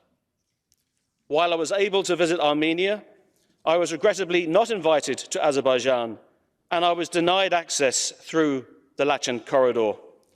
Now, there's no small irony in this event, given that the government of Azerbaijan has consistently insisted that there's no problem accessing the corridor. I could not get access. Colleagues, the key finding of my report is that there is neither free nor safe access through the Lachin corridor. And indeed, this is in line with the judgment of the International Court of Justice and indeed the interim measures from our own court here in Strasbourg. So why do I say this? Well, because this is the clear message that I've consistently received from people living in Nagorno-Karabakh, from NGOs operating and working with people exiled from Karabakh, from senior medical staff at the hospital in Stepanakert/Kankendi, who explained that the only way that patients are being transferred to Armenia is through the corridor was via the ICRC, and that this method has been shut down now completely for over a week and was also shut down for a number of weeks in April and May. Colleagues, please think about this. How can Azerbaijan tell us there's free and safe access through the Lachin corridor when they themselves admit that hospital patients have to use the services of the ICRC to travel? How can this be described as free access? So, the lack of access has been the case since the 12th of December last, when a group of so-called eco-activists set up a blockade on the Lachin corridor, apparently making claims of illegal mining. I say so-called eco-activists because, in fact, many of these environmental protesters have been identified as members of the Azerbaijan military with government backing. Some of them are members of the Grey Wolves, an extreme fascist group, and all of this has been documented in the British Parliament by a Conservative MP, Tim Loughton, on the 24th of January of this year. Colleagues, there is a growing humanitarian crisis in Nagorno-Karabakh, and the current situation is simply not sustainable for the local population. The crisis manifests itself in many ways: enforced family separation, enforced isolation of an entire community, and the fear and panic that that engenders. Access to food, access to medicines, access to medical care, access to education. Schools were closed for months during the winter because of the inability to heat them. And this was due to the deliberate cutting off of electricity and gas to the region. Electricity cut off since the 9th of January, gas cut off on several occasions, and then indefinitely since the 21st of March.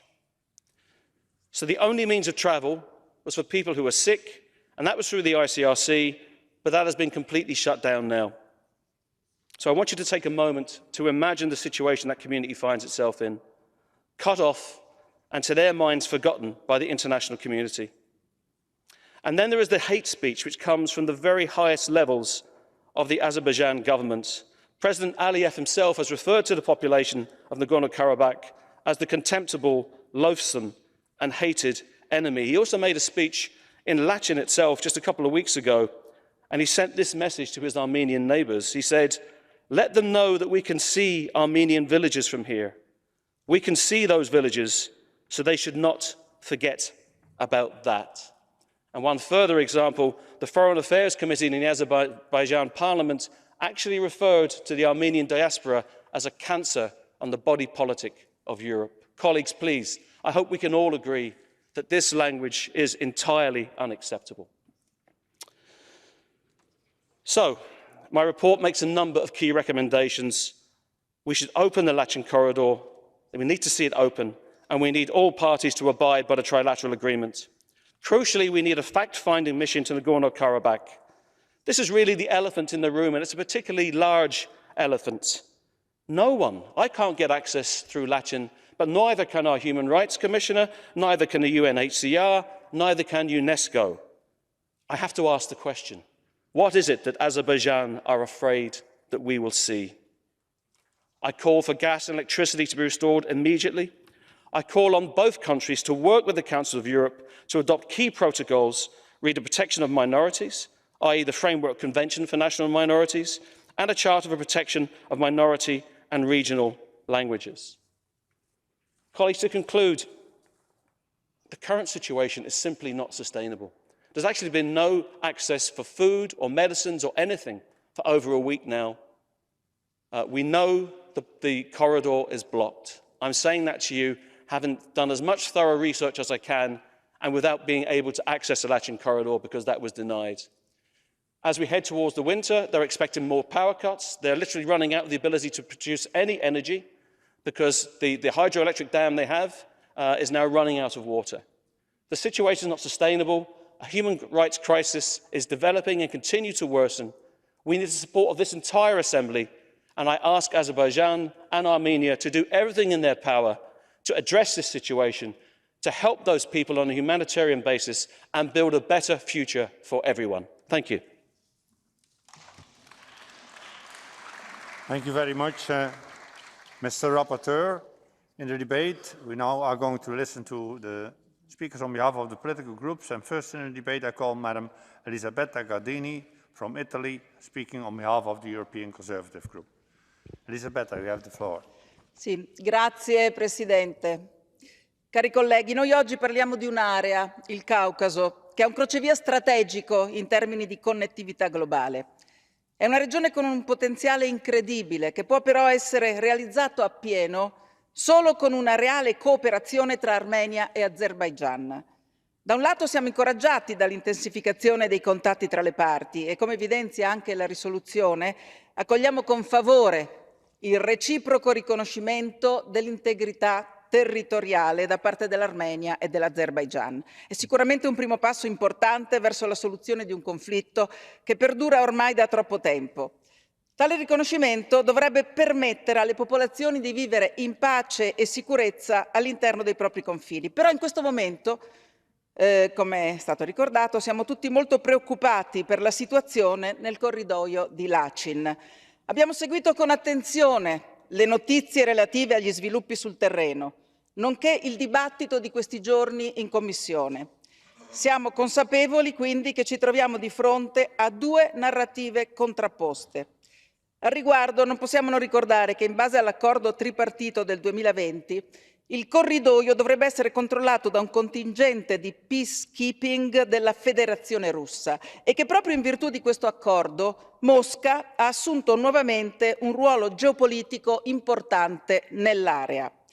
Del resto, i persistenti scontri che hanno causato per entrambi i popoli migliaia di vittime e di rifugiati destano da sempre grandi preoccupazioni nella comunità internazionale e rappresentano il principale ostacolo alla pace e alla stabilità dell'area, agevolando mire espansionistiche da parte di attori terzi che potrebbero anteporre i loro interessi economici e politici al benessere e alla pace dell'area.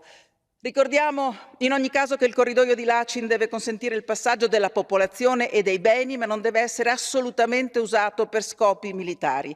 Ci aspettiamo dunque che entrambi i paesi aumentino gli sforzi verso una de-escalation delle tensioni, con un atteggiamento costruttivo volto a favorire una convivenza realmente pacifica, sulla base del rispetto dei principi internazionali contenuti nella Carta delle Nazioni Unite, della sovranità e dell'integrità territoriale e più in generale del divieto dell'uso della forza armata nelle relazioni internazionali. Auspichiamo che i colloqui che dovrebbero tenersi la settimana prossima a Washington diano risultati incoraggianti, così come sosteniamo la missione UE di osservazione sul terreno EUMA e l'azione di facilitazione europea volta a favore di una soluzione complessiva. Consentitemi anche da italiana di ricordare che la mia nazione vanta storici e importanti rapporti sia con l'Azerbaigian che con l'Armenia e in virtù di tali solidi legami con entrambe le parti l'Italia è davvero motivata a promuovere il tanto atteso percorso di normalizzazione e stabilizzazione della regione. Analogamente, signor Presidente, noi ci auguriamo che questa Assemblea sostenga con tutti gli strumenti a disposizione questo processo di normalizzazione dei rapporti tra l'Armenia e l'Azerbaigian, due paesi, due popoli che ci stanno a cuore e che hanno tutto il diritto di vivere in sicurezza e in pace. Grazie. Grazie, Elisabetta. Next in the debate, I call Mr. George Lukaitis from Cyprus on behalf of the Unified European Left Group. George. Thank you, Mr. President. Dear colleagues, I wish to thank our rapporteur, Paul Gavan, for his accurate and thus impartial report.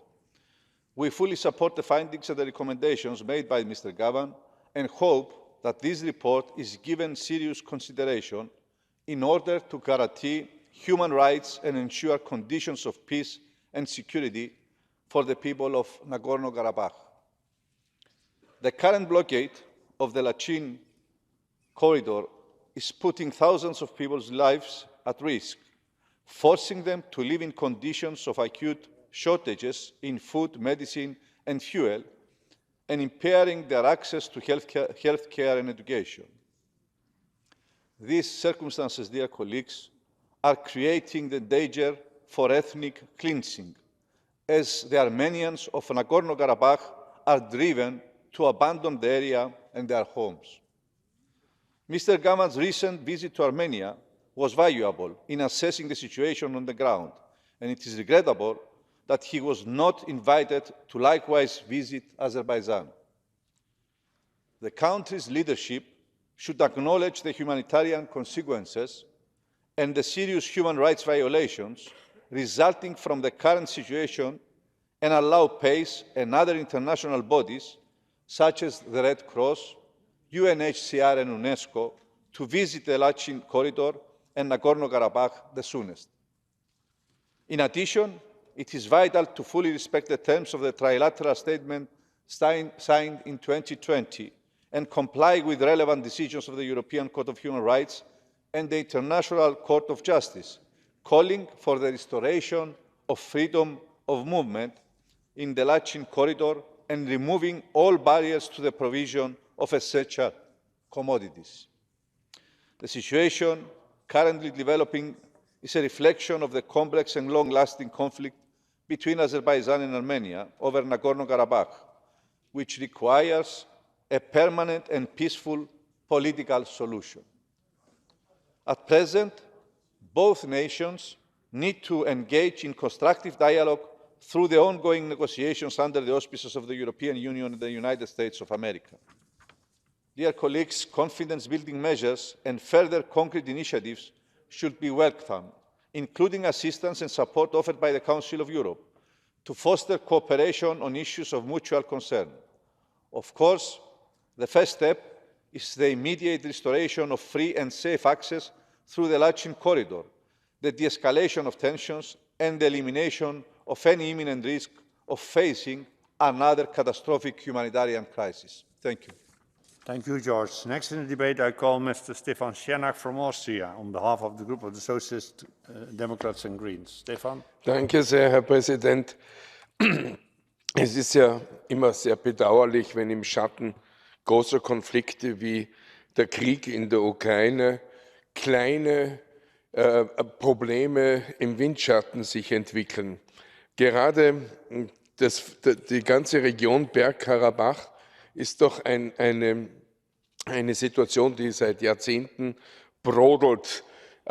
Nicht nur Bergkarabach, sondern auch die anderen 7 illegal seinerzeit besetzten Gebiete, die jetzt wieder zurück sind in Aserbaidschan. Umso mehr sollte eigentlich Aserbaidschan hier großzügig sein, denn immerhin hat dieses Abkommen, dieses Friedensabkommen, das 3 Präsidenten unterzeichnet haben, die Präsidenten von Aserbaidschan, Armenien und Russland, am 10.11.2020 dazu gebracht, dass Kriegsgefangene und Tote ausgetauscht werden, dass es eine Bodentruppe, russische Friedenstruppe für 5 Jahre gibt und dass es eben 2 sogenannte Zugänge gibt.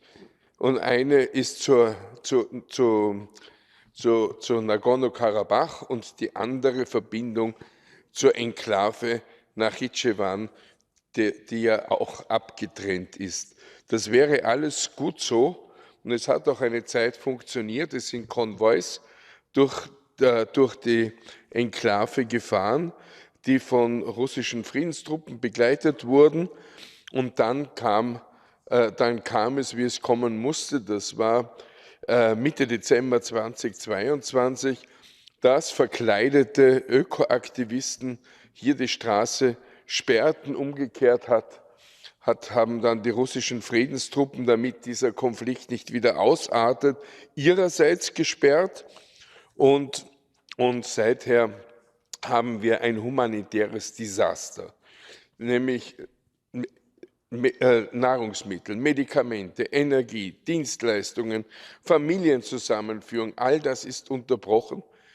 Und die humanitäre Hilfe, die das Rote Kreuz und die russischen Friedenstruppen leisten, reicht bei Weitem nicht aus.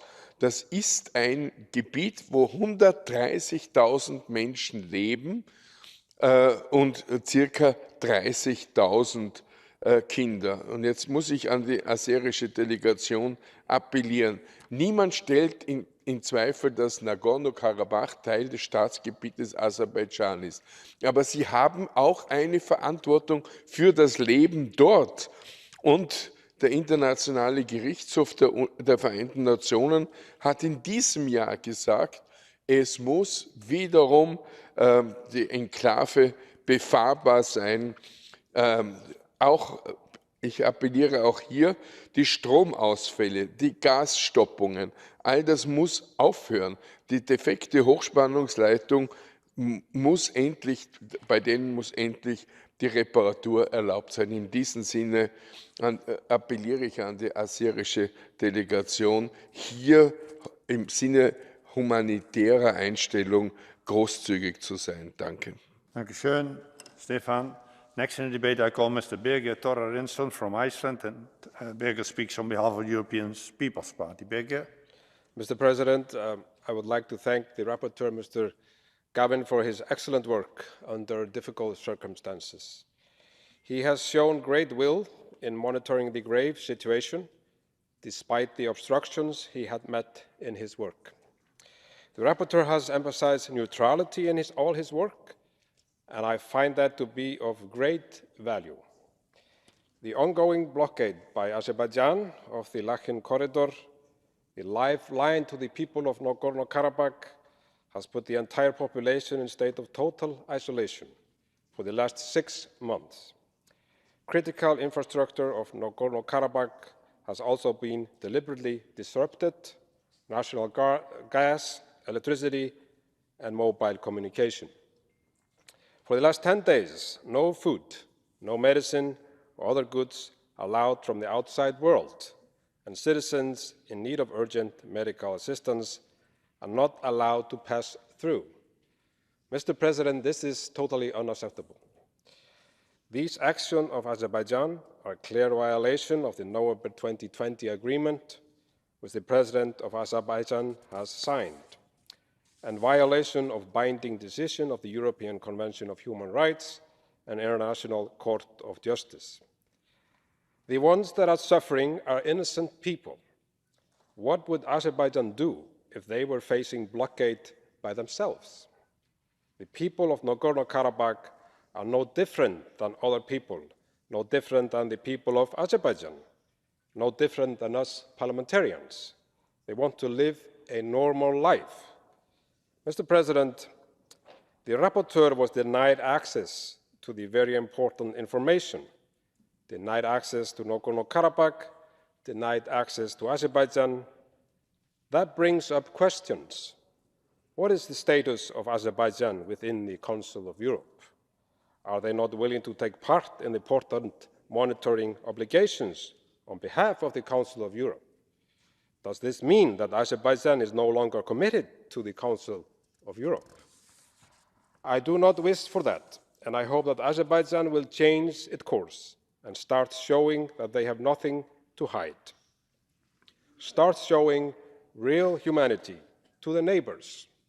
Start showing that they care for the needs of innocent people. Mr. President, I call on Azerbaijan to ensure free and safe access to the lifeline to the people of Nagorno-Karabakh and lift the blockade immediately. Thank you. Thank you, Birger. Prochain orateur est M. Bertrand Bouix de la France au nom du groupe ADLE. Bertrand, la parole est à vous. Merci, Monsieur le Président. Chers collègues, ce débat est très important, nous ne le dirons jamais assez. Le corridor de Lachine est une ligne de vie pour la population du Haut-Karabakh. Cette voie reliant le territoire à l'Arménie permet l'accès et les approvisionnements du Haut-Karabakh.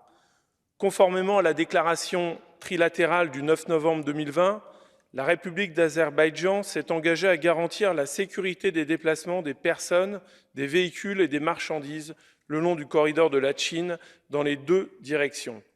La Cour internationale de justice a rappelé l'Azerbaïdjan à ses obligations en termes clairs dans sa décision du 22 février dernier. Je cite, « La République d'Azerbaïdjan doit, conformément aux obligations qui lui incombent au titre de la Convention internationale sur l'élimination de toutes les formes de discrimination raciale, prendre toutes les mesures dont elle dispose afin d'assurer la circulation sans entrave des personnes, des véhicules et des marchandises le long du corridor de Lachine dans les deux sens. Notre institution, fondée sur la démocratie et l'état de droit, ne peut que soutenir cette formulation et demander instamment sa mise en œuvre sans condition. Il faut mettre fin au blocage illégal du corridor, c'est un préalable. Pour autant, nous sommes conscients qu'au-delà de la question humaine et même humanitaire, il s'agit d'abord et avant tout d'une question politique à régler. Notre groupe ADLE soutient toutes les initiatives qui vont vers un règlement d'un conflit qui n'a que trop duré. En marge du sommet de la communauté politique européenne à Chisinau, le 1er juin dernier, et à l'initiative de la France, le Premier ministre arménien Nikol Pachinian et le président azerbaïdjanais Ilham Aliyev se sont réunis autour du président de la République française Emmanuel Macron, du chancelier allemand Olaf Scholz et du président du Conseil européen Charles Michel. Une nouvelle réunion aura lieu à Bruxelles le 21 juillet. Notre partenaire américain déploie aussi des efforts de médiation. Nous devons nous coordonner étroitement, il me semble que nous avançons. Le Premier ministre Nikol Pachinian a eu effectivement récemment une expression d'apaisement. Nous espérons que cette main tendue sera saisie à bas coût. Le groupe ADLE met également en garde contre le jeu trouble de la Russie dans la zone. La Russie qui s'est posée comme médiateur traditionnel entre l'Arménie et l'Azerbaïdjan, mais dont on connaît désormais la méthode qui consiste à maintenir les conflits ouverts pour saisir le moment venu des opportunités de gain territorial. C'est la raison pour laquelle il faut faire de ce conflit une urgence. La liberté doit être garantie à tous, population azerbaïdjanaise, mais également arménienne, quel que soit son lieu de résidence.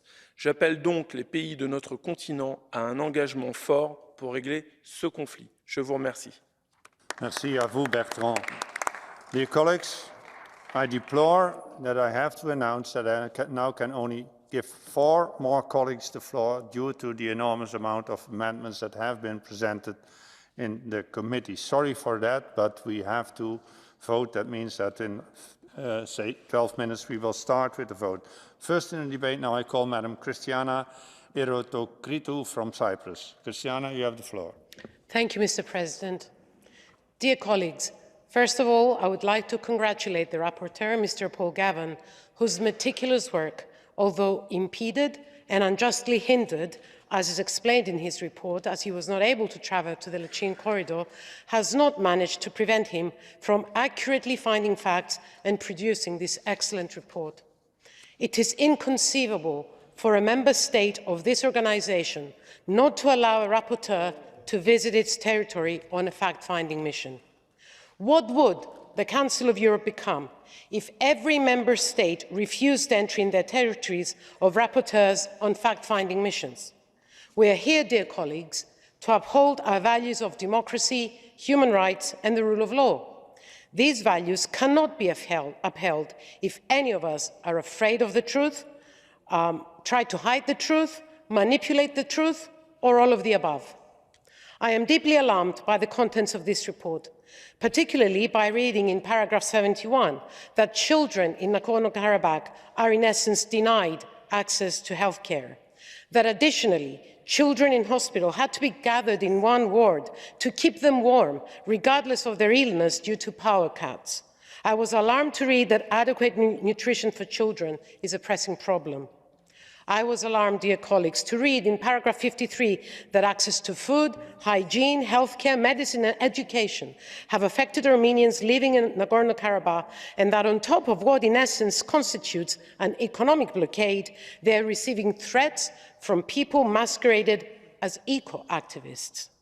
The aim of this is clearly to force all Armenians living in Nagorno-Karabakh to abandon and flee their ancestral homes in order to achieve ethnic cleansing.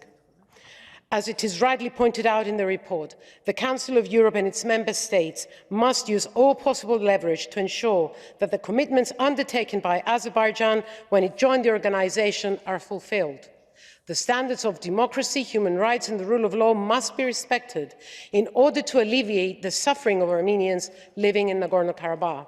The Council of Europe has the tools to ensure that all member states don't just pay lip service to our values of democracy, human rights and the rule of law, but actually practice them. Thank you. Thank you, Christiana. Next speaker will be Mr. Ruben Rubinian from Armenia. Ruben.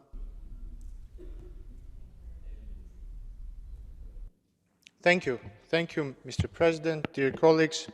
It's ironic that the rapporteur on ensuring free and safe access through the Lachin corridor wasn't ensured free and safe access through the Lachin corridor, isn't it? And indeed, this is not a coincidence. For months, the people of Nagorno-Karabakh have been under blockade.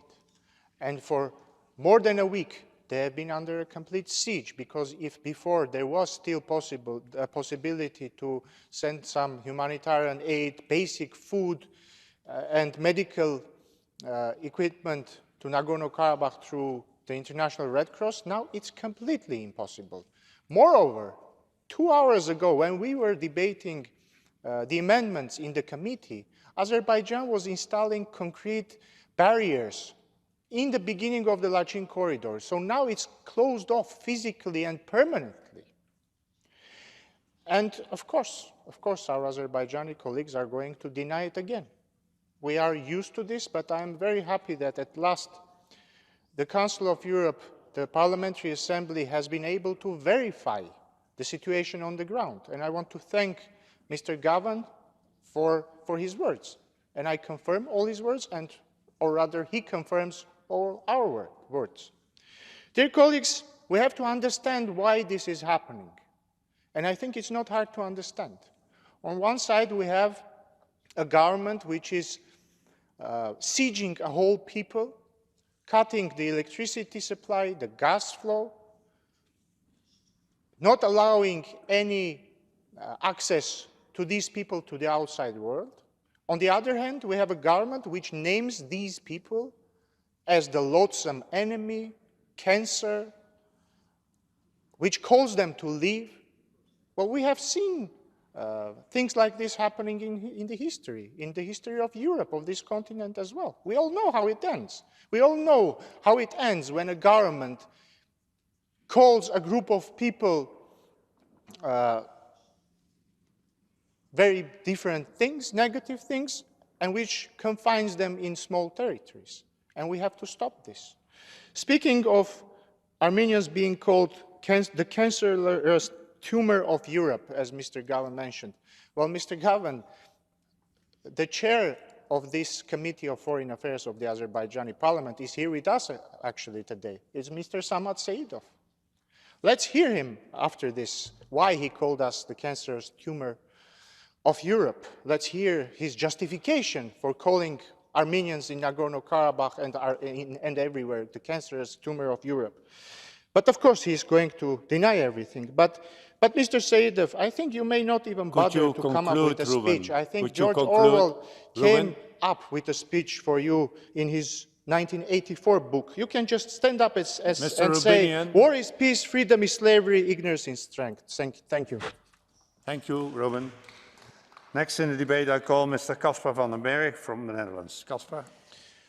Dear Chair, first of all, many thanks to Rapporteur Mr. Gavan for his excellent work on the report. The Dutch Liberal Party acknowledges that conflicts between two states that are both member states of the Council of Europe are sensitive issues in this House. The Armenian-Azerbaijan conflict is one of them. Yet, at this moment, when the humanitarian situation affecting the people of Nagorno-Karabakh is dire, my party strongly supports the need for this conflict to be addressed in this parliamentary assembly in unequivocal terms. Free and safe access through the Lachin corridor is vital to the people of Nagorno-Karabakh for humanitarian, medical, and economic reasons. Moreover, the current blockade forms a potential danger for escalation of the conflict in the future. Therefore, the current obstruction of the Lachin corridor is a very concerning matter for the Dutch Liberal Party.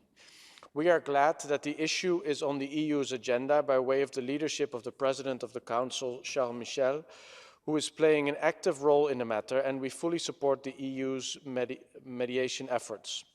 My party remains decisively committed to finding a settlement to this conflict between Armenia and Azerbaijan through negotiations. All efforts should be directed at de-escalation and in time at bringing back peace, stability and trust between the peoples of Armenia and Azerbaijan, however far removed we are from that state right now.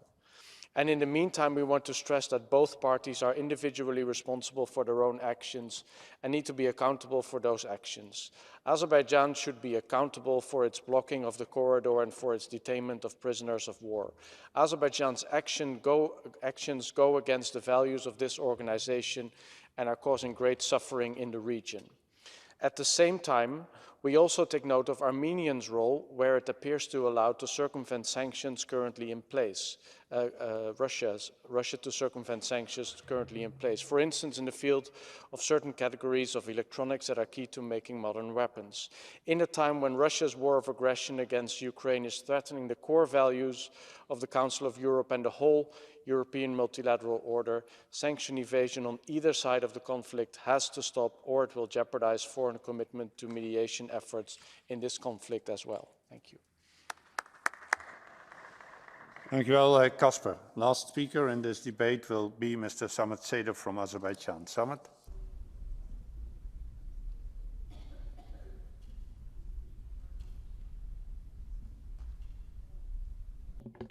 Thank you very much, Mr. President.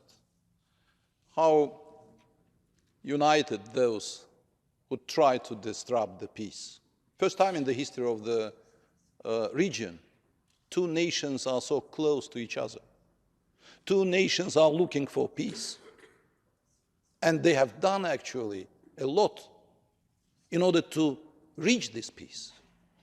But with this kind of discussion, I think that would be not so easy. This is really counterproductive to those who are living in the region. Mr. Havan said at the very beginning that his report not about politics, his report about the humanitarian questions. But he started from the political point. He said that Nagorno-Karabakh is included as a terminology in his report, which is exactly political point. Because there is not Nagorno-Karabakh, there is a Karabakh region of Azerbaijan, independent Azerbaijan, which accepted to the Council of Europe as an independent state. And this is put under suspicion the integrity of the country. You are fighting against that. I ask my colleagues, dear friends, you have heard a lot of accusations against Azerbaijan. Have you ever seen even one picture of starving children in Karabakh? No, that's impossible, because this is propaganda from Mr. Rubinyan. Have you ever seen that Red Cross didn't have access to the region? No, never, because they have full access to the region. Have you ever seen that those who are living in Nagorno-Karabakh or those who are living in Azerbaijan, they're against of negotiations? No, the parliament of Azerbaijan has accepted the special representative in order to communicate with Armenians. This is our citizens. But by accusing me, by accusing Azerbaijan, by complaining to the Council of Europe, by begging to international organizations, Armenians run out from negotiations. You know why? The answer is obvious. They wanted to speak about the peace, but they don't want to achieve the peace. They want just only to demonstrate their intentions because of these problems, of this pain. They're sitting at the parliament. They are so acceptable. They are so heard. They are able to present their positions. And that's why, Mr. Havan, you are not sincere. You have been in Azerbaijan in 21. You went to Karabakh. You've been in Ardam region. You saw with your own eyes what they did against Azerbaijanis. And I ask you during your visit to Azerbaijan, please reflect in your report Ganja, which destroyed by Armenian rockets. Please accept that Barda city completely destroyed during the war by Armenians. And you promised me. You said, I will do that. And then you said, no, I am not able to do that. And then, with all this knowledge, you again became a rapporteur and tried to present Azerbaijan in that manner. That's not fair. We are for Armenians, we are for peace, and we will achieve peace, despite of this kind of accusations. Thank you. Thank you very much. As I announced, due to the large amount of amendments presented, I deplore that I now have already to interrupt the list of speakers. Speeches of members on the speakers list who have been present during the debate but have not been able to speak may be given to the table office for publication in the official report. I remind colleagues that typewritten text must be submitted electronically no later than 4 hours after the list of speakers is interrupted. I now call Mr. Gavin, the rapporteur, to reply. Paul, you have 3 minutes. Thank you very much, Mr. President. I regret I have to begin with an urgent update that I have received just in the last 20 minutes from the EU Monitoring Commission at the Lachin corridor. And they confirm that this afternoon, Azerbaijan have installed concrete blocks, obstacles of approximately knee height across both lines of the road, so it is not possible to pass on the road by vehicle. They installed them behind the permanent Azerbaijan checkpoint, the green tent. On a day when we're debating this issue, to hear that news is frankly incredibly depressing. And it really flies in the face of a lot of very positive comments, and I want to thank all of the speakers, because I think there has to be a roadmap to solve this. There has to be a positive response that will solve this issue. And of course it must involve the Council of Europe. It must involve access. Access. Mr. Sayedov said on Monday in a very positive speech, he said, come to the region. But he didn't allow me to come. And he didn't allow anyone yet to come through the Lachin corridor. Isn't that at the heart of this issue? The humanitarian crisis that we are facing, I believe, is extremely serious.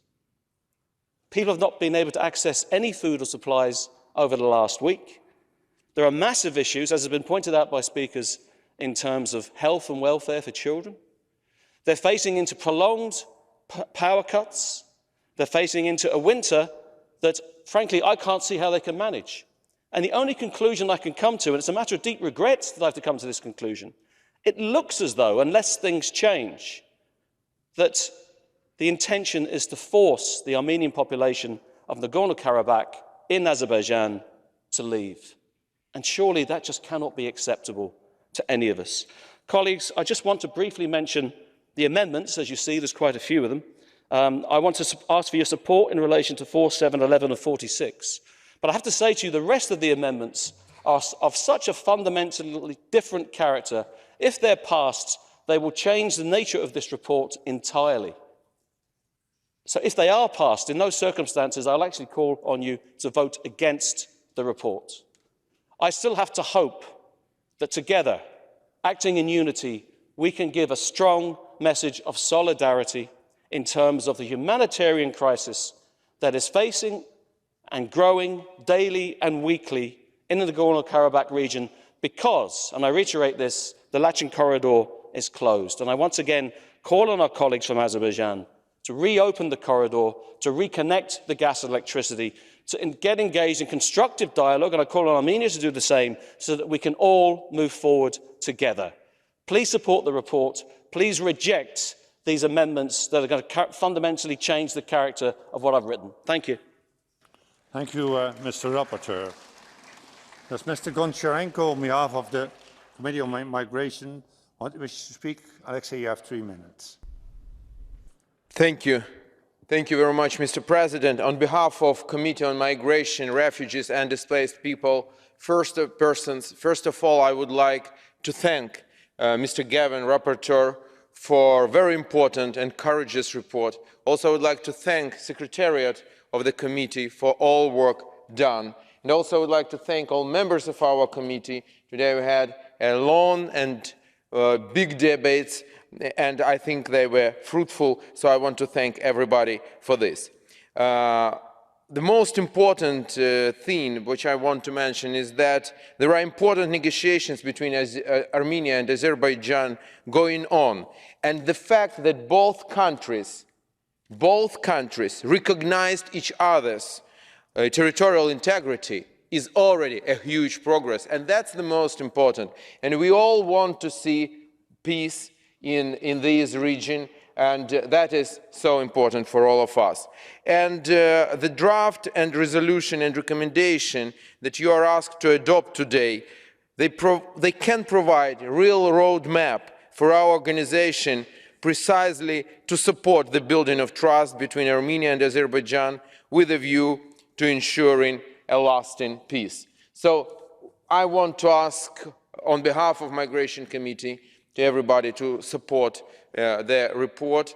Also, what I want to tell you that our aim is really to have a peace, and we hope that it will happen. And we know that there is one country which wants the war. This is aggressor, former member of our organization, Russian Federation, and our aim is to ensure that we will have strong peace in the all countries of Council of Europe and in general in our region. Thank you very much, and again, thanks to Rapporteur. Thank you very much, Alexei. The debate is closed. The Migration, Refugees and Displaced Persons Committee has presented a draft resolution which you find in document 15796, to which 55 amendments have been tabled, and a draft recommendation which you find in document 15796, to which 7 amendments have been tabled. We will begin first with amendments to the draft resolution which were unanimously agreed. I understand that the representative of the Committee on Migration, Refugees and Displaced Persons wishes to propose to the Assembly that amendment number 11 to the draft resolution, which was adopted unanimously by the committee, should be declared as agreed by the Assembly. Is that so, Mr. Goncharenko? Yes, absolutely. Thank you very much. Does anybody object? I do not see any. Then the amendment is agreed. We will now consider amendments to the draft resolution which were rejected by a 2/3 majority. I understand that the representative of the Committee on Migration, Refugees and Displaced Persons wishes to propose to the Assembly that amendments 1, 2, 3, 5, 6, 8, 9, 10, 12 until 45, including 45, 47 until 55, including 55, to the draft resolution which were rejected by the committee with a 2/3 majority be declared as rejected. Is that so, Mr. Goncharenko? Yes, Mr. President. Thank you very much. Is there any objection against this proposal? Mr. Sadov.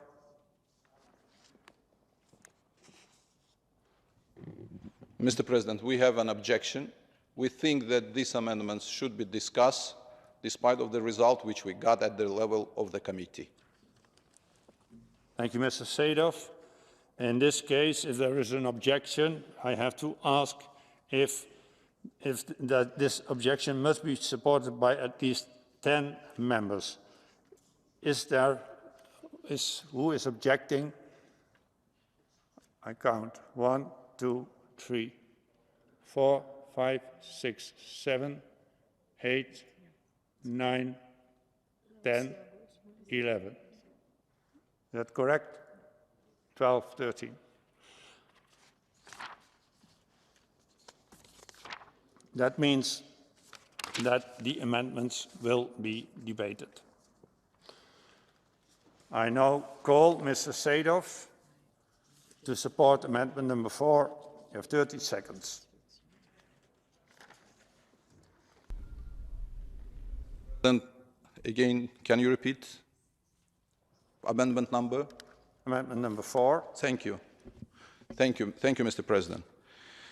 Actually, I've already, within my speech, mentioned that there is a Karabakh region in Azerbaijan. And former Russia or Soviet presentation of this region is absolutely wrong. There was a Democratic Republic of Germany, and then after unification, we have United Germany. And that's why we are calling Germany. And now we have Karabakh, and that's why, of course, I'm in favor of that. Thank you very much. 30 seconds. What is, does anybody wish to speak against the amendment? Mr. Gavin, the rapporteur. Mr. Schwabe.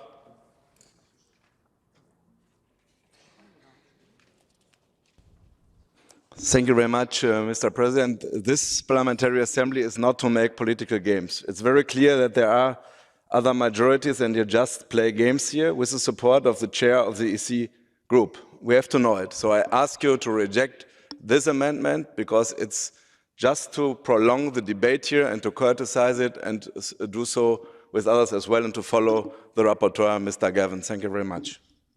Thank you, Mr. Schwabe. What is the opinion of the committee? Mr. Goncharenko. Committee has rejected with a vast majority. Thank you, Mr. Goncharenko. I shall now put the amendment to the vote. The vote is open.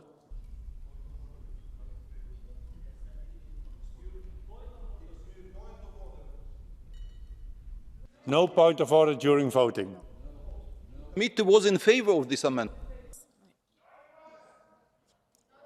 Sorry. Yes, that's my mistake. Point of order, Mr. Sedev is absolutely right. Sorry. Just have the floor, please, President, just to say, I don't accept the argument that Mr. Seedorf has made. Sorry, however, we are not going to in this specific sentence, we're in favour. Yeah, my apologies. That's my mistake. Committee supported this amendment with vast majority. Thank you very much. Thank you very much, Mr. Goncharenko. These things can happen. I now will put the amendment to the vote. The vote is open.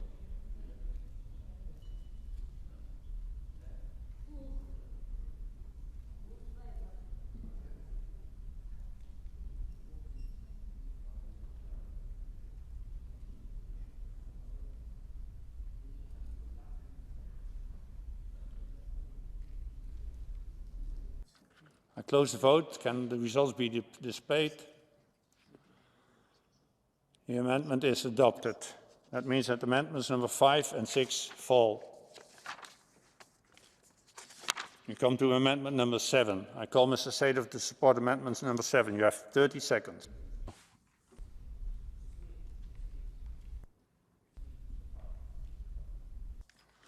Please support the amendment. You have 30 seconds. Thank you very much, Mr. President. Even though the terms of the conflict and dispute are interchangeably used, however, they have different meaning in the legal context.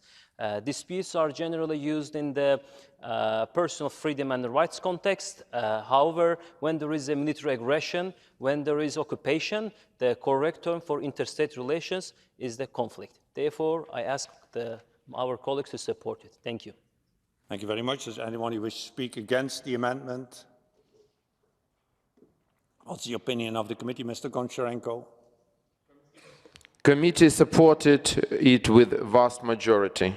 Thank you very much. 7, Amendment 7.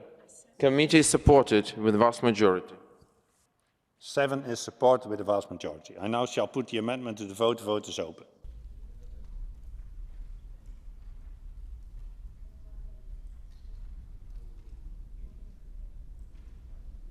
The vote is closed. I call for the results to be displayed. The amendment is adopted.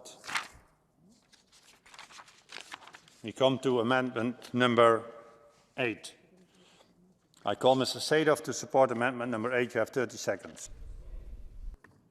Please. Okay. Thank you very much, Mr. President. According to the resolutions of the United Nations Security Council, European Parliament, and also this Assembly, Armenia kept 20% of the internationally recognized territory of Azerbaijan under occupation for almost 30 years. So therefore, in order to give some historical context to the report, we would like to add the following paragraph to the paragraph 1. Thank you. Thank you very much. Does anybody wish to speak against the amendment? What is the opinion of the committee? Committee is against with vast majority. Thank you very much. I now shall put the amendment to the vote. The vote is open.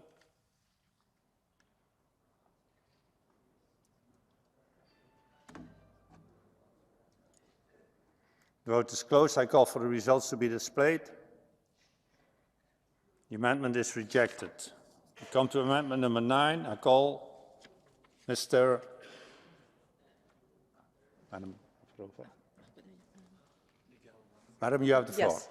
Amendment number 9. Well, we would like, in the second sentence, after the words, it notes that, add the following words. Following the 28 years of fruitless internationally mediated talks, because clearly international organizations failed their job when it came to the occupation of Azerbaijani lands. And with this type of extremely biased reports, the distrust into the intentions of this organization will even deepen. Thank you very much. Does anyone wish to speak against the amendment? What is the opinion of the committee? Mr. Goncharenko. Committee is against with vast majority. Thank you very much. I shall now put the amendment to the vote. The vote is open.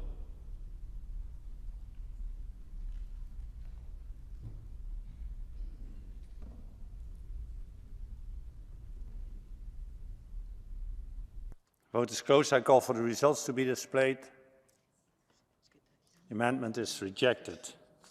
We now come to amendment number 10.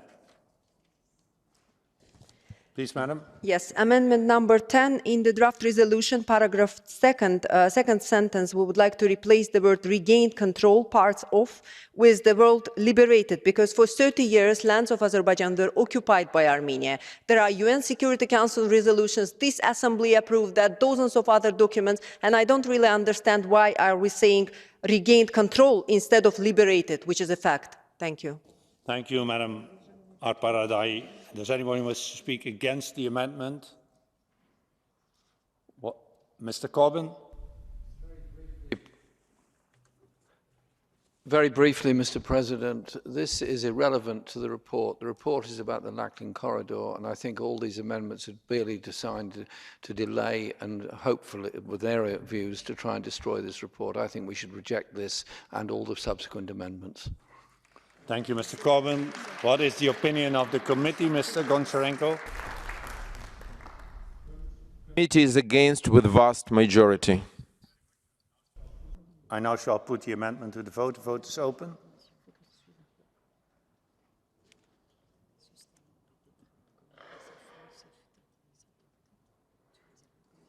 The vote is closed.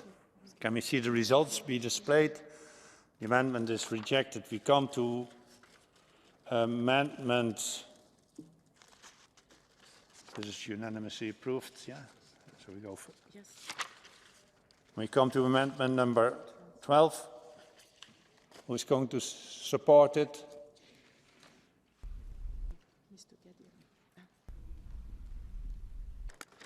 You have the floor, 30 seconds. Thank you. Thank you, Mr. Chairman. Paragraph 3 refers to the end of a conflict, which is only a tactical goal. But strategical goal is to achieve a peace. For that reason, we suggest to replace the words "the end of" with the following phrase: the establishment of a lasting peace between the two neighboring countries and leaving behind, and only then, a conflict. Thank you very much. Thank you. Does anybody wish to speak against the amendment? Mr. Shenach? Peace is more than only ceasefire, and I think to have peace between Armenia and Azerbaijan, more has to be done as it's at the moment, and I think there is too much hate between the two states that we can speak about peace. Thank you, Mr. Shenach. Mr. Goncharenko, what's the opinion of the committee? Committee is against with vast majority. Thank you very much. I now shall put the amendment to the vote. The vote is open.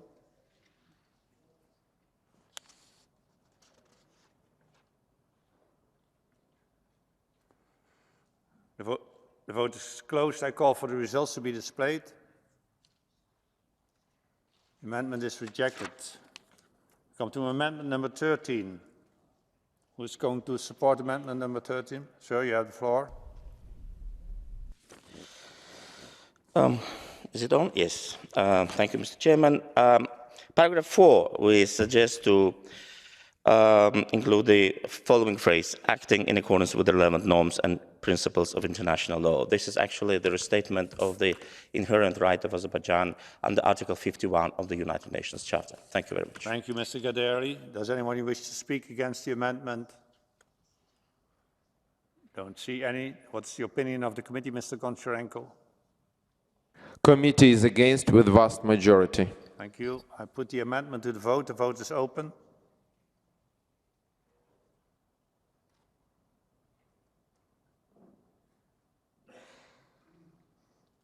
The vote is closed. Can we see the results? The amendment is rejected.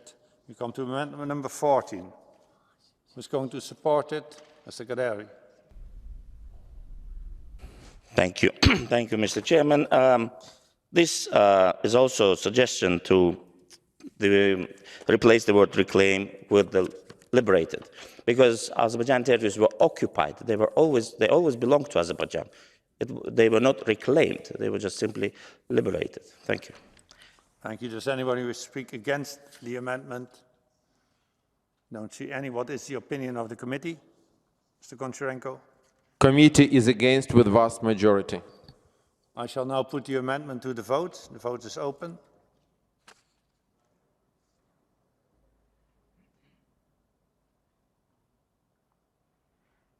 The vote is closed. I call for the results to be displayed.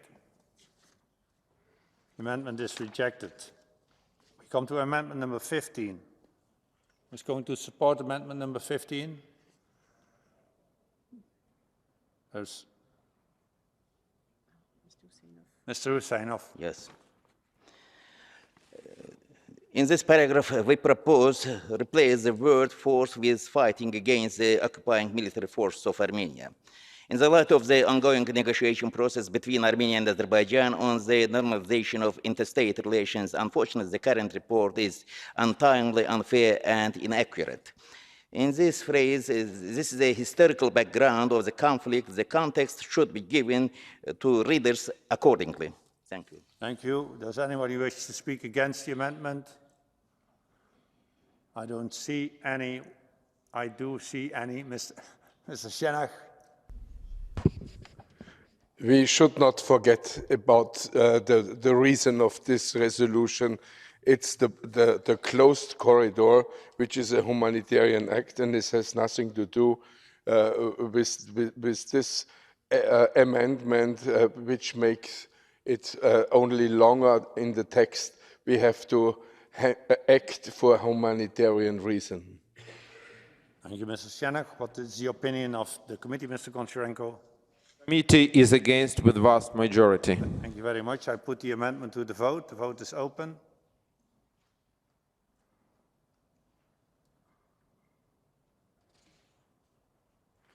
The vote is closed. I call for the results to be displayed. The amendment is rejected. We come to amendment number 16. If adopted, amendment 70 will fall. Who's going to support amendment, Mr. Husseinov? In this paragraph, we propose to replace the phrase with the new wording. The current text arbitrarily overlooks the consistent efforts that Azerbaijan has been making since November 2020 with respect to addressing the rights and security of ethnic Armenian residents of the conflict-affected territories. Azerbaijan has consistently expressed its determination to reintegrate these residents as equal citizens. Thank you very much, Mr. Husseinov. Does anybody wish to speak against the amendment, Mr. Shenach? This sounds like a fairy tale. I don't see where are the efforts of reintegration of Armenian residents, and I think it sounds a little bit dangerous as it is written here. Don't force them to be, they give back their citizenship, as we know, which is discussed in your country.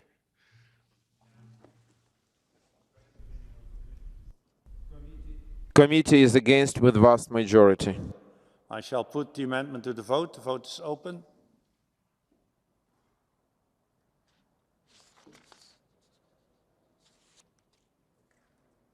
Vote is closed. I call for the results to be displayed.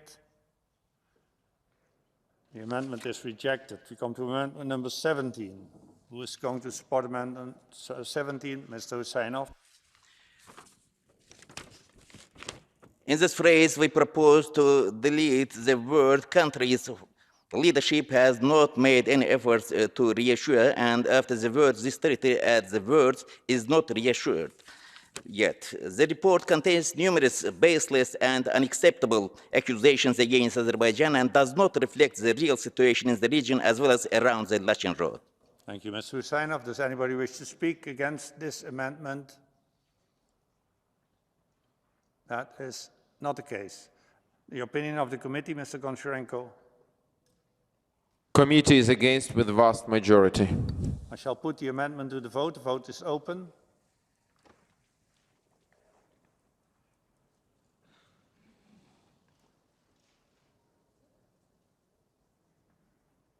The vote is closed. Can we have the results be displayed? The amendment is rejected. We come to amendment number 3. I call Mr. Rubinian to support amendment number 3. You withdraw it?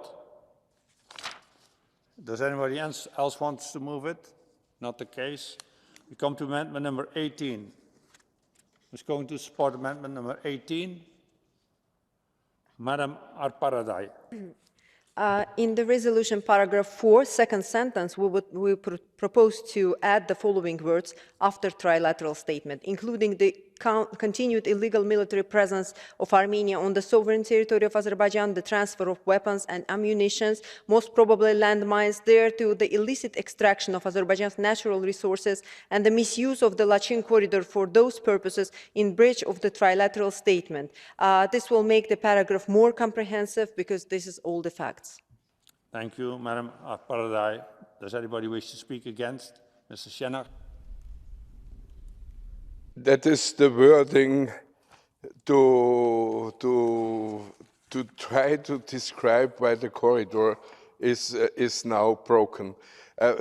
Madam, you know, as we know both, that there is no transport of weapons and ammunition in this area, and we should not continue with some fake news.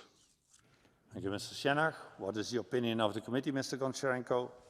Committee is against with vast majority. I put the amendment to the vote. The vote is open.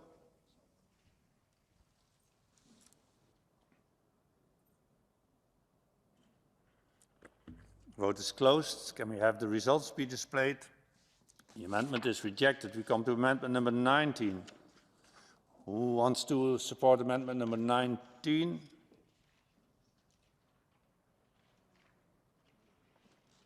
Nobody. If nobody moves amendment number 19, then it falls. Then we come to amendment number 20. Who wants to support amendment number 20? Madam, you have the floor. No. Thank you, Mr. Chairman.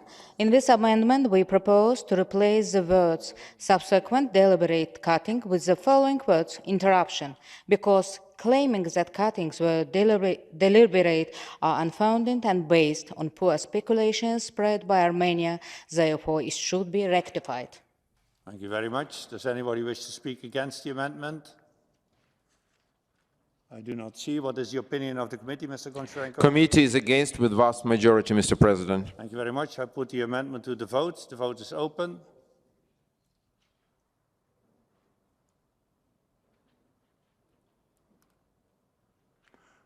I close the vote. Can we see the results? The amendment is rejected. Come to amendment number 21. Madam?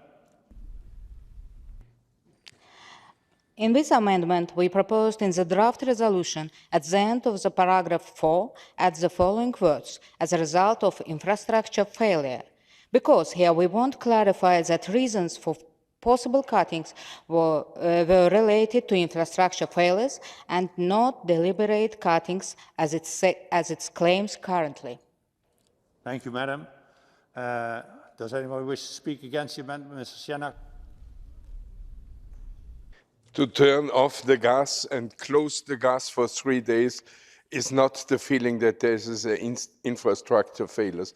In the electricity is right, but Azerbaijan forbid to renew the infrastructure for electricity, but in gas it's not true. Thank you, Mr. Shanach.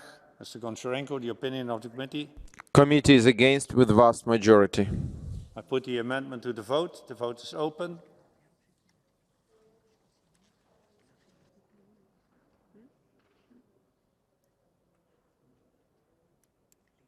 Vote is closed. Can we see the results?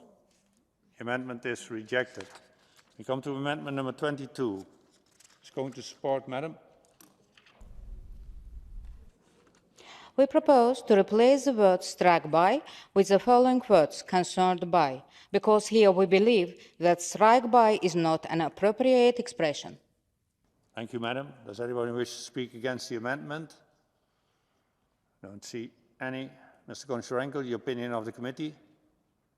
Committee is against with vast majority. I put the amendment to the vote. The vote is open.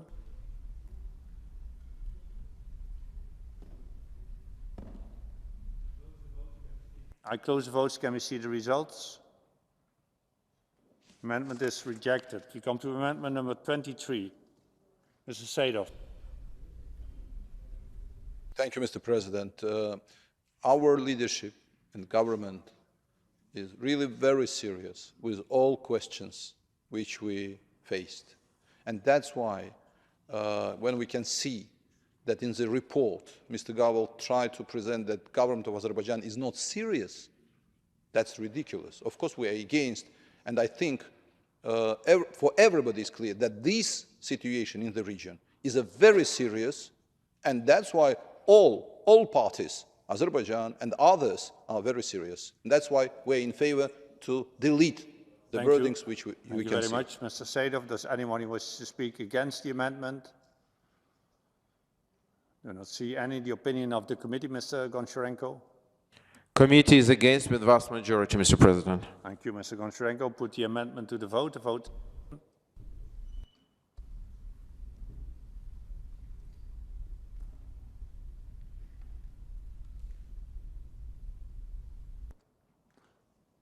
I close the vote. Can we see the results? The amendment is rejected. We come to amendment number 24. Who is going to support amendment 24? Mr. Sadov. Mr. Chairman, we wanted to add the following words related to the misuse of the Lachin road contrary to the trilateral agreement. This is obvious that the major problem that this corridor unfortunately misused by Armenians, and that's exact facts that ammunition, mines, rotation of the military personnel have been happened there. And that's why, of course, we are in favor of this amendment. Thank you very much. Does anybody wish to speak against it? Mr. Shanach. Some minutes before you spoke about peace, and now you write this. You know that there is no misuse. If you transport food, medicine, and other necessaries to people who could not move out of this area, this is not a misuse in any way. And but it's a question of really peace if you allow that. Thank you, Mr. Shanach. Mr. Goncharenko, what is the opinion of the committee? Committee is against with vast majority. I put the amendment to the vote. The vote is open.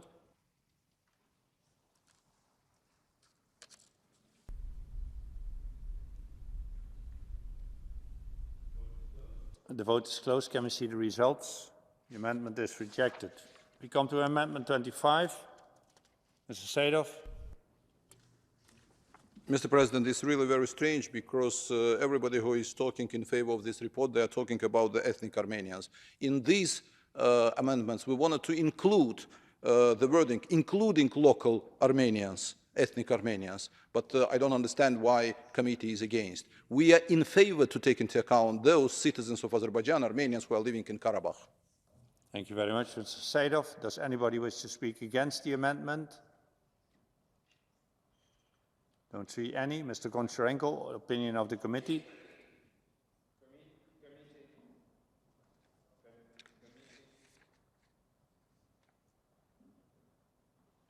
Committee is against with vast majority. Thank you so much. I put the amendment to the vote. The vote is open.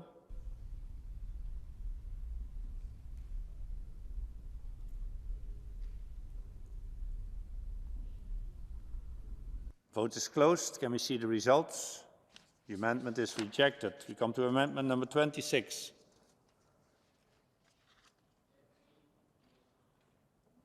Sir, you have the floor. Thank you, President. I would like to remind our colleagues that Azerbaijan has ensured free and safe movement of Armenian residents in both directions at Lachin border checkpoint. Despite these efforts, on June 15, our border guard was injured as a result of firing of the border checkpoint by Armenia. It seems that Armenia is resorting to such provocations, including that one here, because it's deprived of its illegal activities it carries through the Lachin road. Therefore, this so-called humanitarian crisis in the region is baseless. Thank you. Thank you very much. Does anybody wish to speak against the amendment? Mr. Sienna? If there would be free and safe access through the corridor, then we did not need this resolution. So this is contrary to the resolution, and please vote against. Thank you very much. Mr. Goncharenko, opinion of the committee. Committee is against with vast majority. I put the amendment to the vote. The vote is open.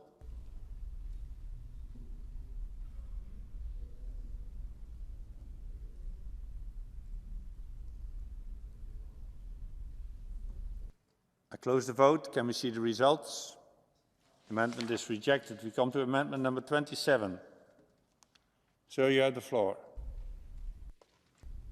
Thank you very much. Armenia, which constantly targeted civilian population during 30-year-long occupation, carried out ethnic cleansing against nearly 1 million Azerbaijanis, committed massacres against them, and prevented them from returning to their land in a dignified and safe manner with its military provocation, and now accusing of Azerbaijan carrying out so-called ethnic cleansing is a clear example of hypocrisy. Therefore, I call you to support our amendment. Thank you.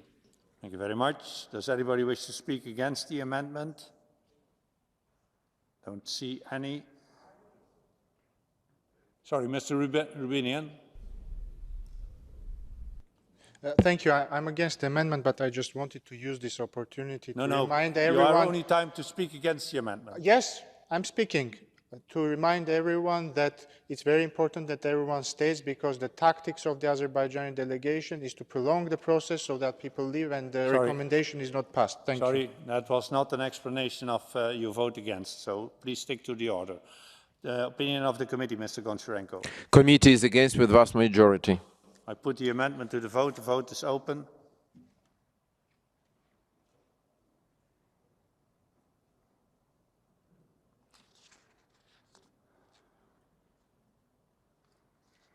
I close the vote. Can we see the results? It's rejected. Amendment number 28. Sir? Yes? This is not a tactic. This is called democracy. Sorry, stick to the issue. Yeah, I'm coming. Okay. Lachin border checkpoint should not be viewed as a pilot project. Prime Minister Pashinyan took obligation to restore all economic and transport links in the region. Till now, the Republic of Armenia has not guaranteed the safety of transport links between the western regions of Republic of Azerbaijan and Nakhchivan Autonomous Republic in order to organize an unimpeded movement of citizens, vehicles, goods in both directions. Therefore, I call all of you to support our amendment. Thank you. Thank you. Does anybody wish to speak against the amendment? It's not the case. Opinion of the committee, Mr. Goncharenko. Committee is against with vast majority. I put the amendment to the vote. The vote is open.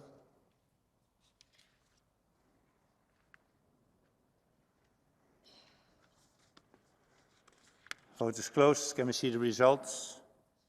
The amendment is rejected. We come to amendment number 29. If it is adopted, amendment 30 will fall. Who wants to speak? Madam Aparadai.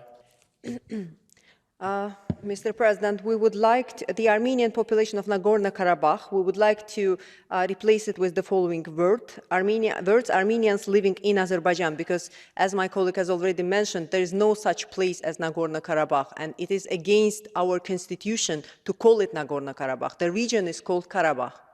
Thank you very much. Does anybody wish to speak against the amendment? Mrs. Sienna.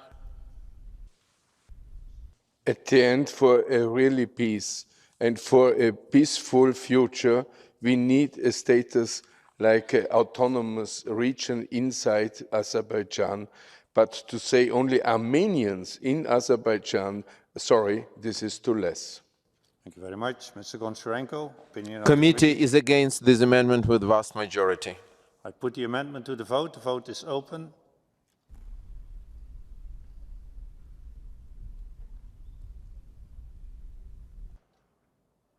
I close the vote. Let us see the results. The amendment is rejected. We come to amendment number 30. Madam Apardai. Dear parliamentarians, again the same thing, and a couple of days ago we've been discussing, the committee was discussing the change of the name from Belarus to Belarus, and I don't know why the assembly is not consistent and cannot change Nagorno-Karabakh to Karabakh. There is no such place at Nagorno-Karabakh. The region is called Karabakh. Thank you very much. Anybody wish to speak against the amendment? I do not see any. Committee is against with vast majority, Mr. President. Thank you very much. I put the amendment to the vote. The vote is open.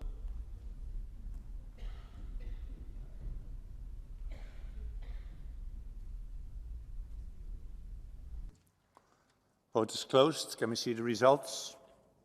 The amendment is rejected. We come to amendment number 31. Who's going to support Madam Alparadai? In amendment number 31, delete the words between Baku and Khankanti Stepanakert and neutral international involvement in any peace implementation mechanisms. First of all, we don't really understand why we are using word Stepanakert. The region is called Khankanti.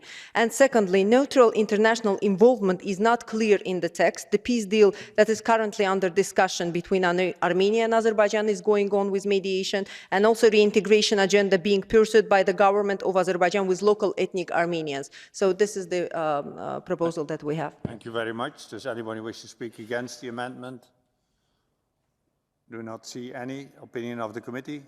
Committee is against with vast majority, Mr. President. Thank you very much. I put the amendment to the vote. The vote is open.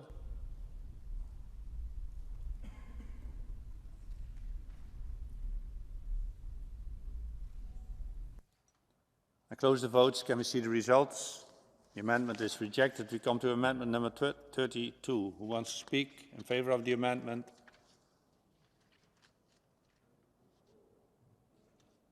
Madam Alparadai. Mr. President, Amendment 32, delete the words between Baku and Khankanti Stepanakert, because the dialogue is to be conducted between the central authorities in Baku and local ethnic Armenians living in Karabakh region of Azerbaijan. In the current sentence, the wording Khankanti Stepanakert is not acceptable, since it may insinuate representing some kind of identity which is not and can't be the case. Thank you very much. Does anybody wish to speak against the amendment? I do not see any. Mr. Goncharenko, opinion of the committee? Committee is against with vast majority. I put the amendment to the vote. The vote is open.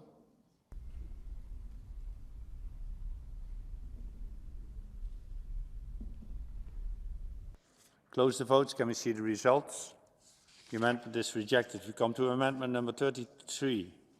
Who's going to speak in favor of it? Mr. Gaderi.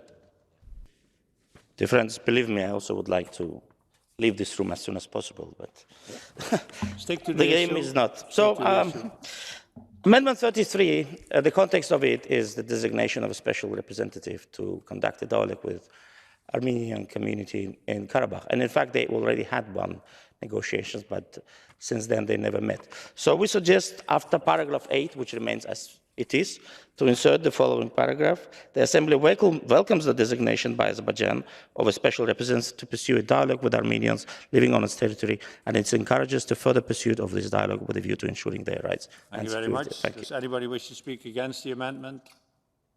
Do not see any. Mr. Goncharenko. Committee is against with vast majority. I put the amendment to the vote. The vote is open.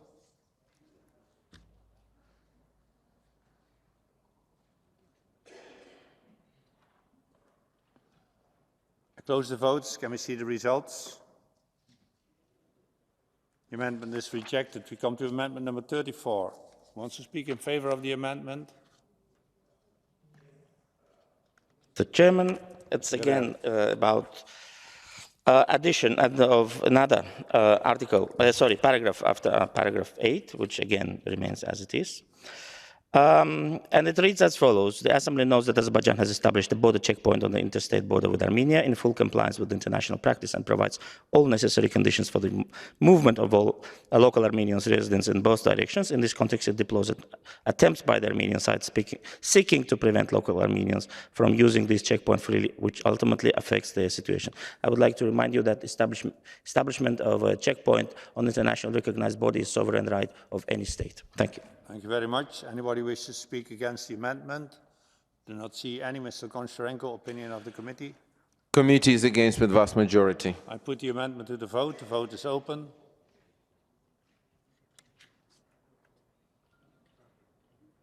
Close the vote. Can we see the results? The amendment is rejected. We come to amendment number 35. Who is going to support it, sir? You have the floor. It's inaccurate to describe the situation as if Azerbaijan is not complying with the interim measures indicated by the European Court of Human Rights. At least in the case of the ill persons mentioned in the report, all ambulances passed through the road and hundreds of Armenians reunited with their families on both sides. Thank you very much. Does anyone wish to speak against the amendment? Do not see any. Mr. Goncharenko, the committee's opinion? You will not be surprised. Committee is against with vast majority. I put the amendment to the vote. The vote is open.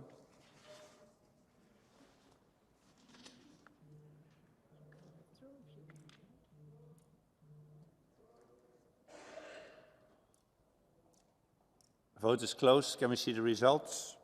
The amendment is rejected. We come to amendment number 36. Sir. We resolutely reject the absurd allegations. The statement is factually wrong. We remind Armenia once again that despite the creation of appropriate conditions for the transparent and safe passage of the local Armenian residents of Karabakh region of Azerbaijan in both directions at the Lachin border checkpoint, and the fact that hundreds of Armenian residents of Karabakh region of Azerbaijan have passed through the checkpoint since its establishment, it's a provocation of Armenian armed forces that obstructed the safe passage from the Lachin checkpoint. Thank you very much. Does anyone wish to speak against the amendment? Do not see any. Mr. Goncharenko. Committee is against with vast majority. I put the amendment to the vote. The vote is open.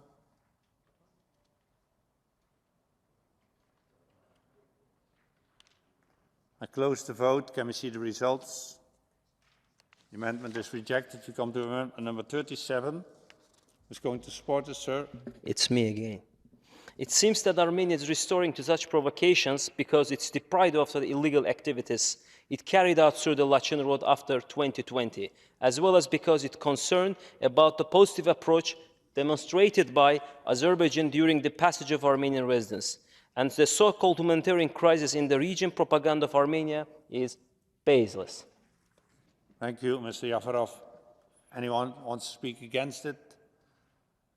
What's the opinion of the committee, Mr. Goncharenko? Against with vast majority. I put the amendment to the vote. The vote is open.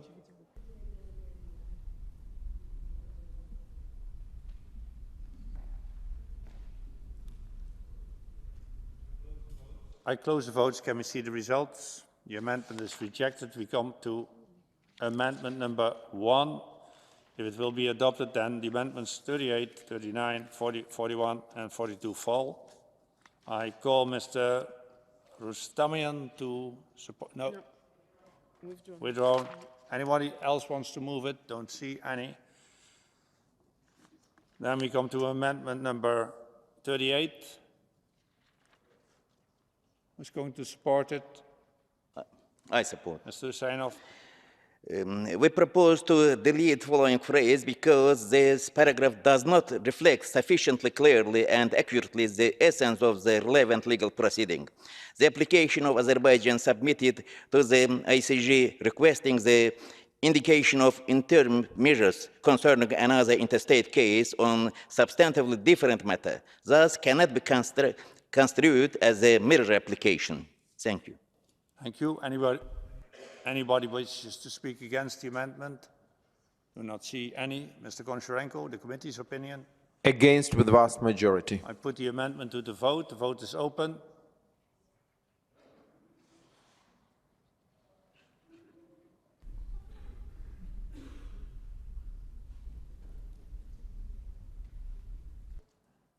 Vote is closed. Can we see the results? The amendment is rejected. We come to amendment number 39. Who's going to support 39? Mr. Husseinov.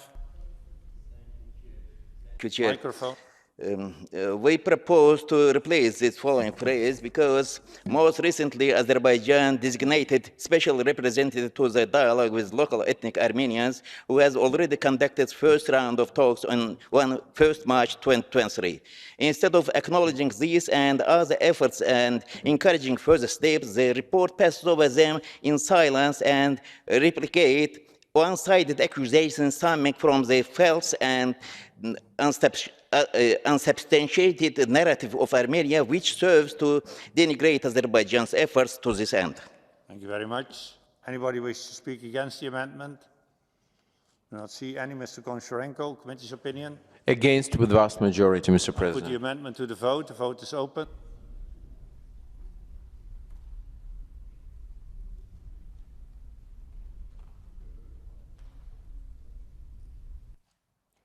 Close the vote. Can we see the results? The amendment is rejected. We come to amendment number 40. Who's going to support amendment number 40? Mr. Husseinov. Thank you, Mr. President. Mr. President, we propose to replace the phrase allegation with profound concerns because denying the illegal presence of military personnel of Armenia and Azerbaijan, abuse of Lachin Road over the last 2 years is a vivid example of hypocrisy, and Azerbaijan provided a number of well-documented reports, including videos proving that. Therefore, they cannot be allegations. We propose to change allegations with profound concern to reflect the situation accordingly. Thank you very much. Anybody wish to speak against the amendment? Do not see any. Mr. Goncharenko. Committee is against with vast majority. I put the amendment to the vote. The vote is open.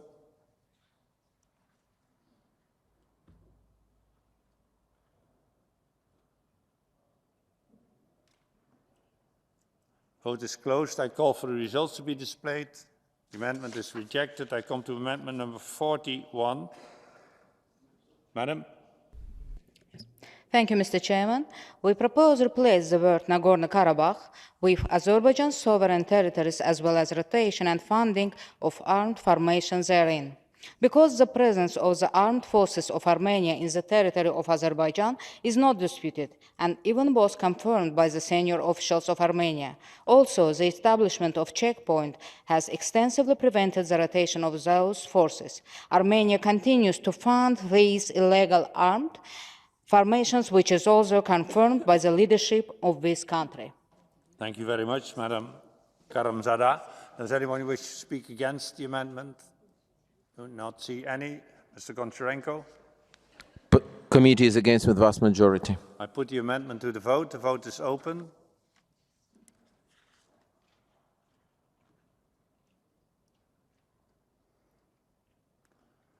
I close the votes. Can we see the results?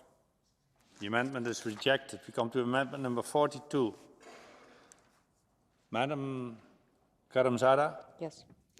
In this amendment, we propose to replace the words Nagorno-Karabakh with Karabakh because the place should respect Azerbaijan constitution and official toponyms. Thank you, Madam. Does anybody wish to speak against the amendment? Do not see any. Mr. Goncharenko. Committee is against with vast majority. I put the amendment to the vote. The vote is open.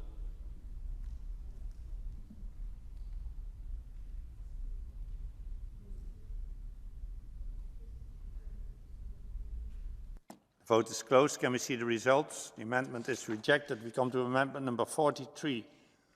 Who's going to support it? Mr. Seedorf. Mr. Chairman, our amendment is to replace the word Nagorno-Karabakh. We already discussed this, but we insist to do that with the following words: the relevant area. This is reflected the reality, and we ask to support this amendment. Thank you. Thank you very much. Does anybody wish to speak against it? Do not see any. Mr. Goncharenko. Against with vast majority. I put the amendment to the vote. The vote is open.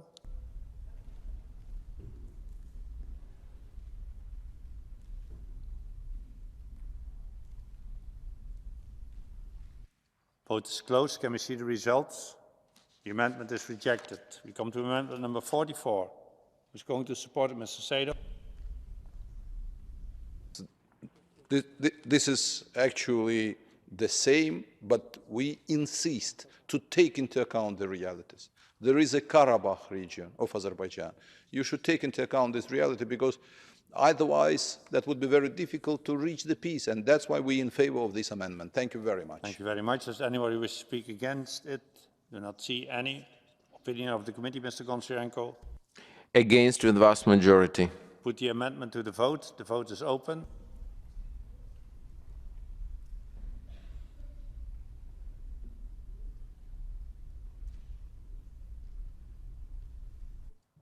I close the votes. Can we see the results? The amendment is rejected. We come to amendment number 45. Mr. Sadov. Mr. President, at my speech, I already said that Azerbaijan has opened all doors for Red Cross, and we, on a very high level, cooperated with this international organization. But when we are talking about some other international organizations, that's not so understandable, and that's why we have international organizations in the region, and that's why we're in favor of this amendment. Thank you very much. Anybody wants to speak against the amendment? Do not see any. Mr. Goncharenko? Against with vast majority. Committee against with vast majority. I put the amendment to the vote. The vote is open.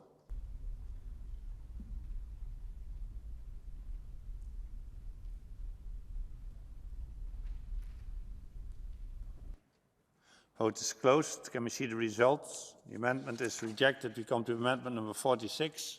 Mr. Sadov.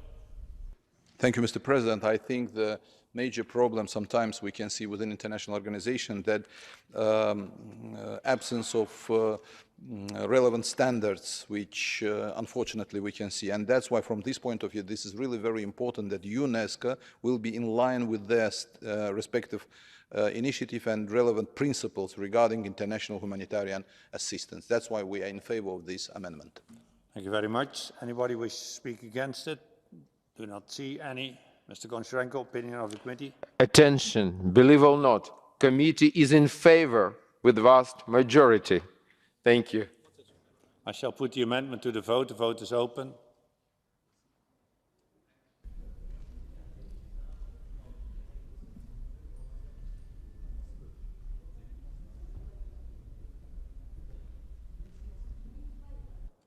Vote is closed. Can we see the results? The amendment is adopted. We come to amendment number 47.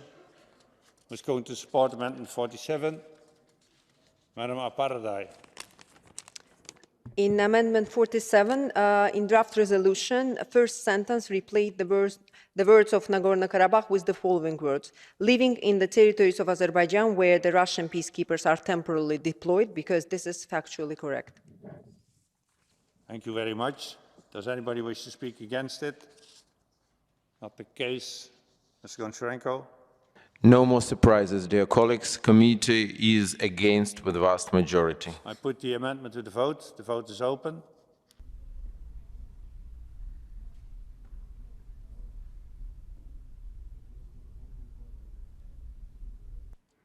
I close the votes. Can we see the results? The amendment is rejected. We come to amendment number 48. Madam Aparadai. In number 48, in draft resolution, paragraph 13, delete the second sentence, because this is misleading statement, as Azerbaijan closely works with ICRC since the beginning of the conflict. Thank you. Anybody wish to speak against the amendment? Do not see any. Opinion of the committee? Against with vast majority. I put the amendment to the vote. The vote is open.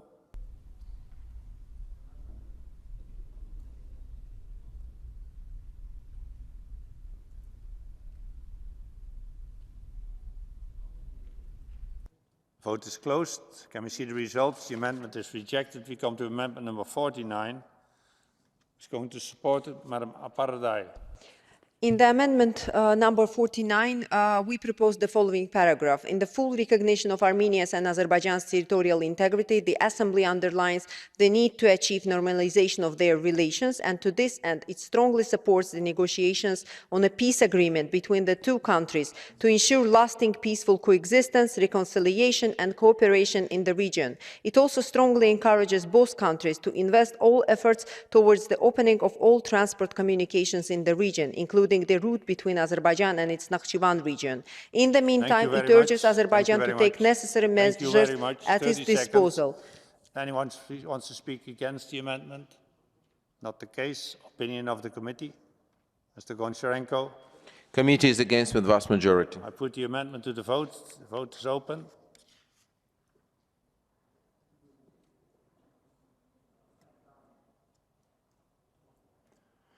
I close the votes. Can we see the results? The amendment is rejected. We come to amendment number 50. Who is going to speak? Amendment number 50, Madam Paradise, 30 seconds. Well, in amendment number 50, we propose to use the word on its territory. Actually, it was changed. That is, in the initial version of the report, that was the phrase, but I don't know why rapporteur has changed it overnight. So we propose to return it to the previous one. Thank you very much. Anybody wish to speak against it? Don't see any. Opinion of the committee, Mr. Goncharenko? Against with vast majority. I put the amendment to the vote. The vote is open.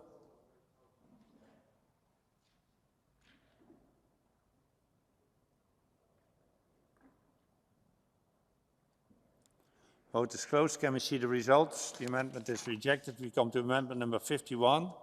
Who's going to support amendment number 51? Amendment number 51, again, the word Karabakh, because I think that the fact that our assembly doesn't want to be consistent in that and doesn't want to accept it creates more distrust among our population. If we change Belarus to Belarus, the assembly should change Nagorno-Karabakh to Karabakh. This is a right, correct version of the region, name of the region.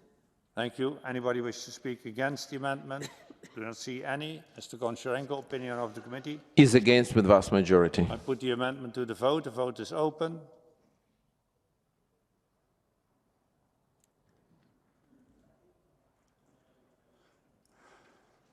I close the votes. Can we see the results? The amendment is rejected. We come to amendment number 52.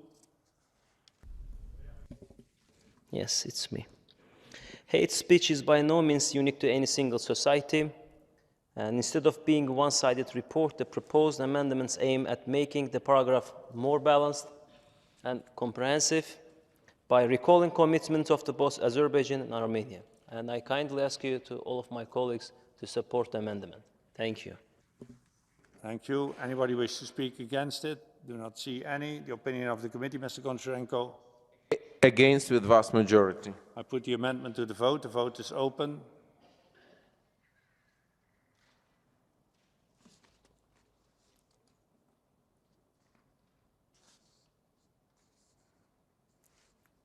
The vote is closed. Can we see the results? The amendment is rejected. We come to amendment number 2.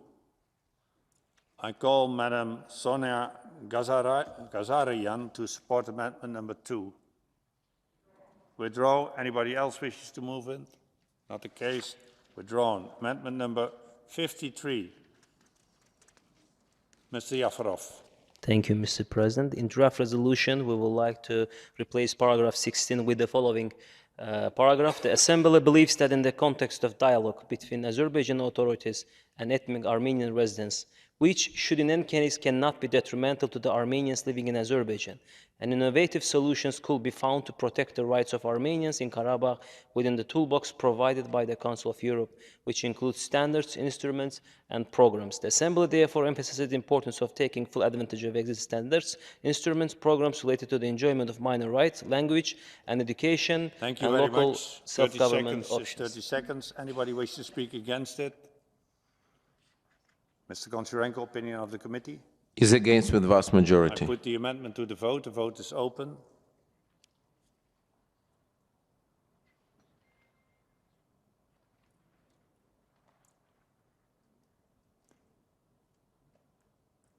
I close the votes. Can we see the results? The amendment is rejected. We come to amendment number 54.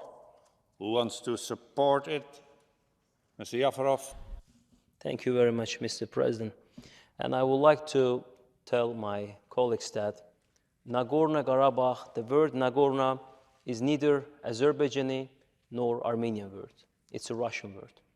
And even the EU Council President Charles Michel, and when we have trilateral meeting, and following the trilateral meetings in the communiques, they never used, Charles Michel never used this word. And I don't know why our rapporteur is insistent about this terminology.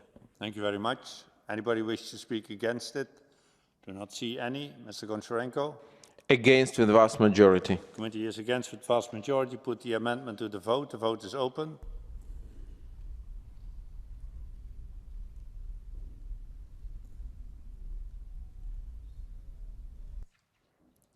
Close the votes. Can we see the results? The amendment is rejected. We come to amendment number 55. Who's going to support amendment 55? Mr. Gaderli. Thank you, Mr. Chairman. In paragraph 17, we suggest to replace the words consequences of the absence of free and safe access through by the phrase situation concerning. European Court of Human Rights and International Court of Justice don't use the phrase free and safe. The European Court uses the phrase free, safe access, and International Court of Justice unimpeded movement. None of them means free movement. Freedom of movement is not an absolute right, and every European Convention provides for legitimate reasons to restrict it. Thank you. So it's a situation rather than. Seconds. Does anybody wish to speak against the amendment? Do not see any. Mr. Goncharenko, opinion of the committee. Committee is against with vast majority. I put the amendment to the vote. The vote is open.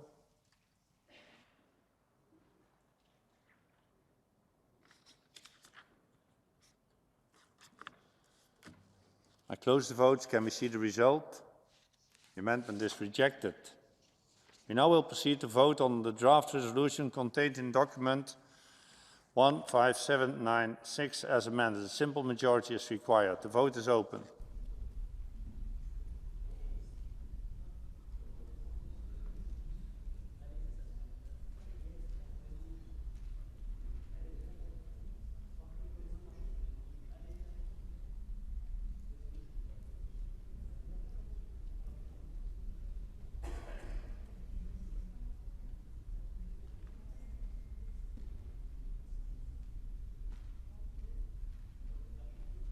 I close the votes. Can we see the results? The resolution is adopted. We now will consider the draft recommendation contained in document 15796, to which 7 amendments have been tabled. I understand that the representative of the Committee on Migration, Refugees and Displaced Persons wishes to propose to the Assembly that the amendments 56 to 62 to the draft recommendation, which were rejected by the committee with a 2/3 majority, be declared as rejected. Is it so, Mr. Goncharenko? Yes, exactly, Mr. President. Thank you very much. Is there any objection to this proposal? Not the case. That means that amendments number 56 to 62 to the draft recommendation are rejected. I call now Mr. Sadov to support. They're all rejected. We go directly to the recommendation, adoption of the recommendation.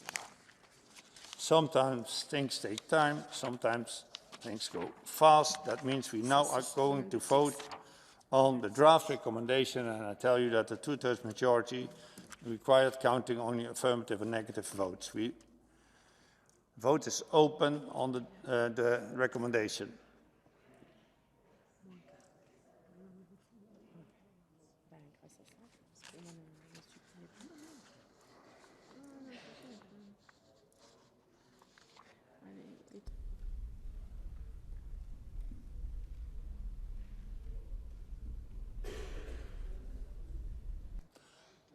The vote is closed. I call for the results to be displayed. The recommendation is adopted with a 2/3 majority. Congratulations. May I compliment everybody for their patience in this in this procedure. The Assembly will hold its next public sitting tomorrow afternoon at 10 o'clock with the agenda which was approved on Monday. I would like to remind those members who are not attending the remainder of this part session to return their voting cards to the dedicated box at the entrance of the chamber before leaving the Palais. The sitting is adjourned.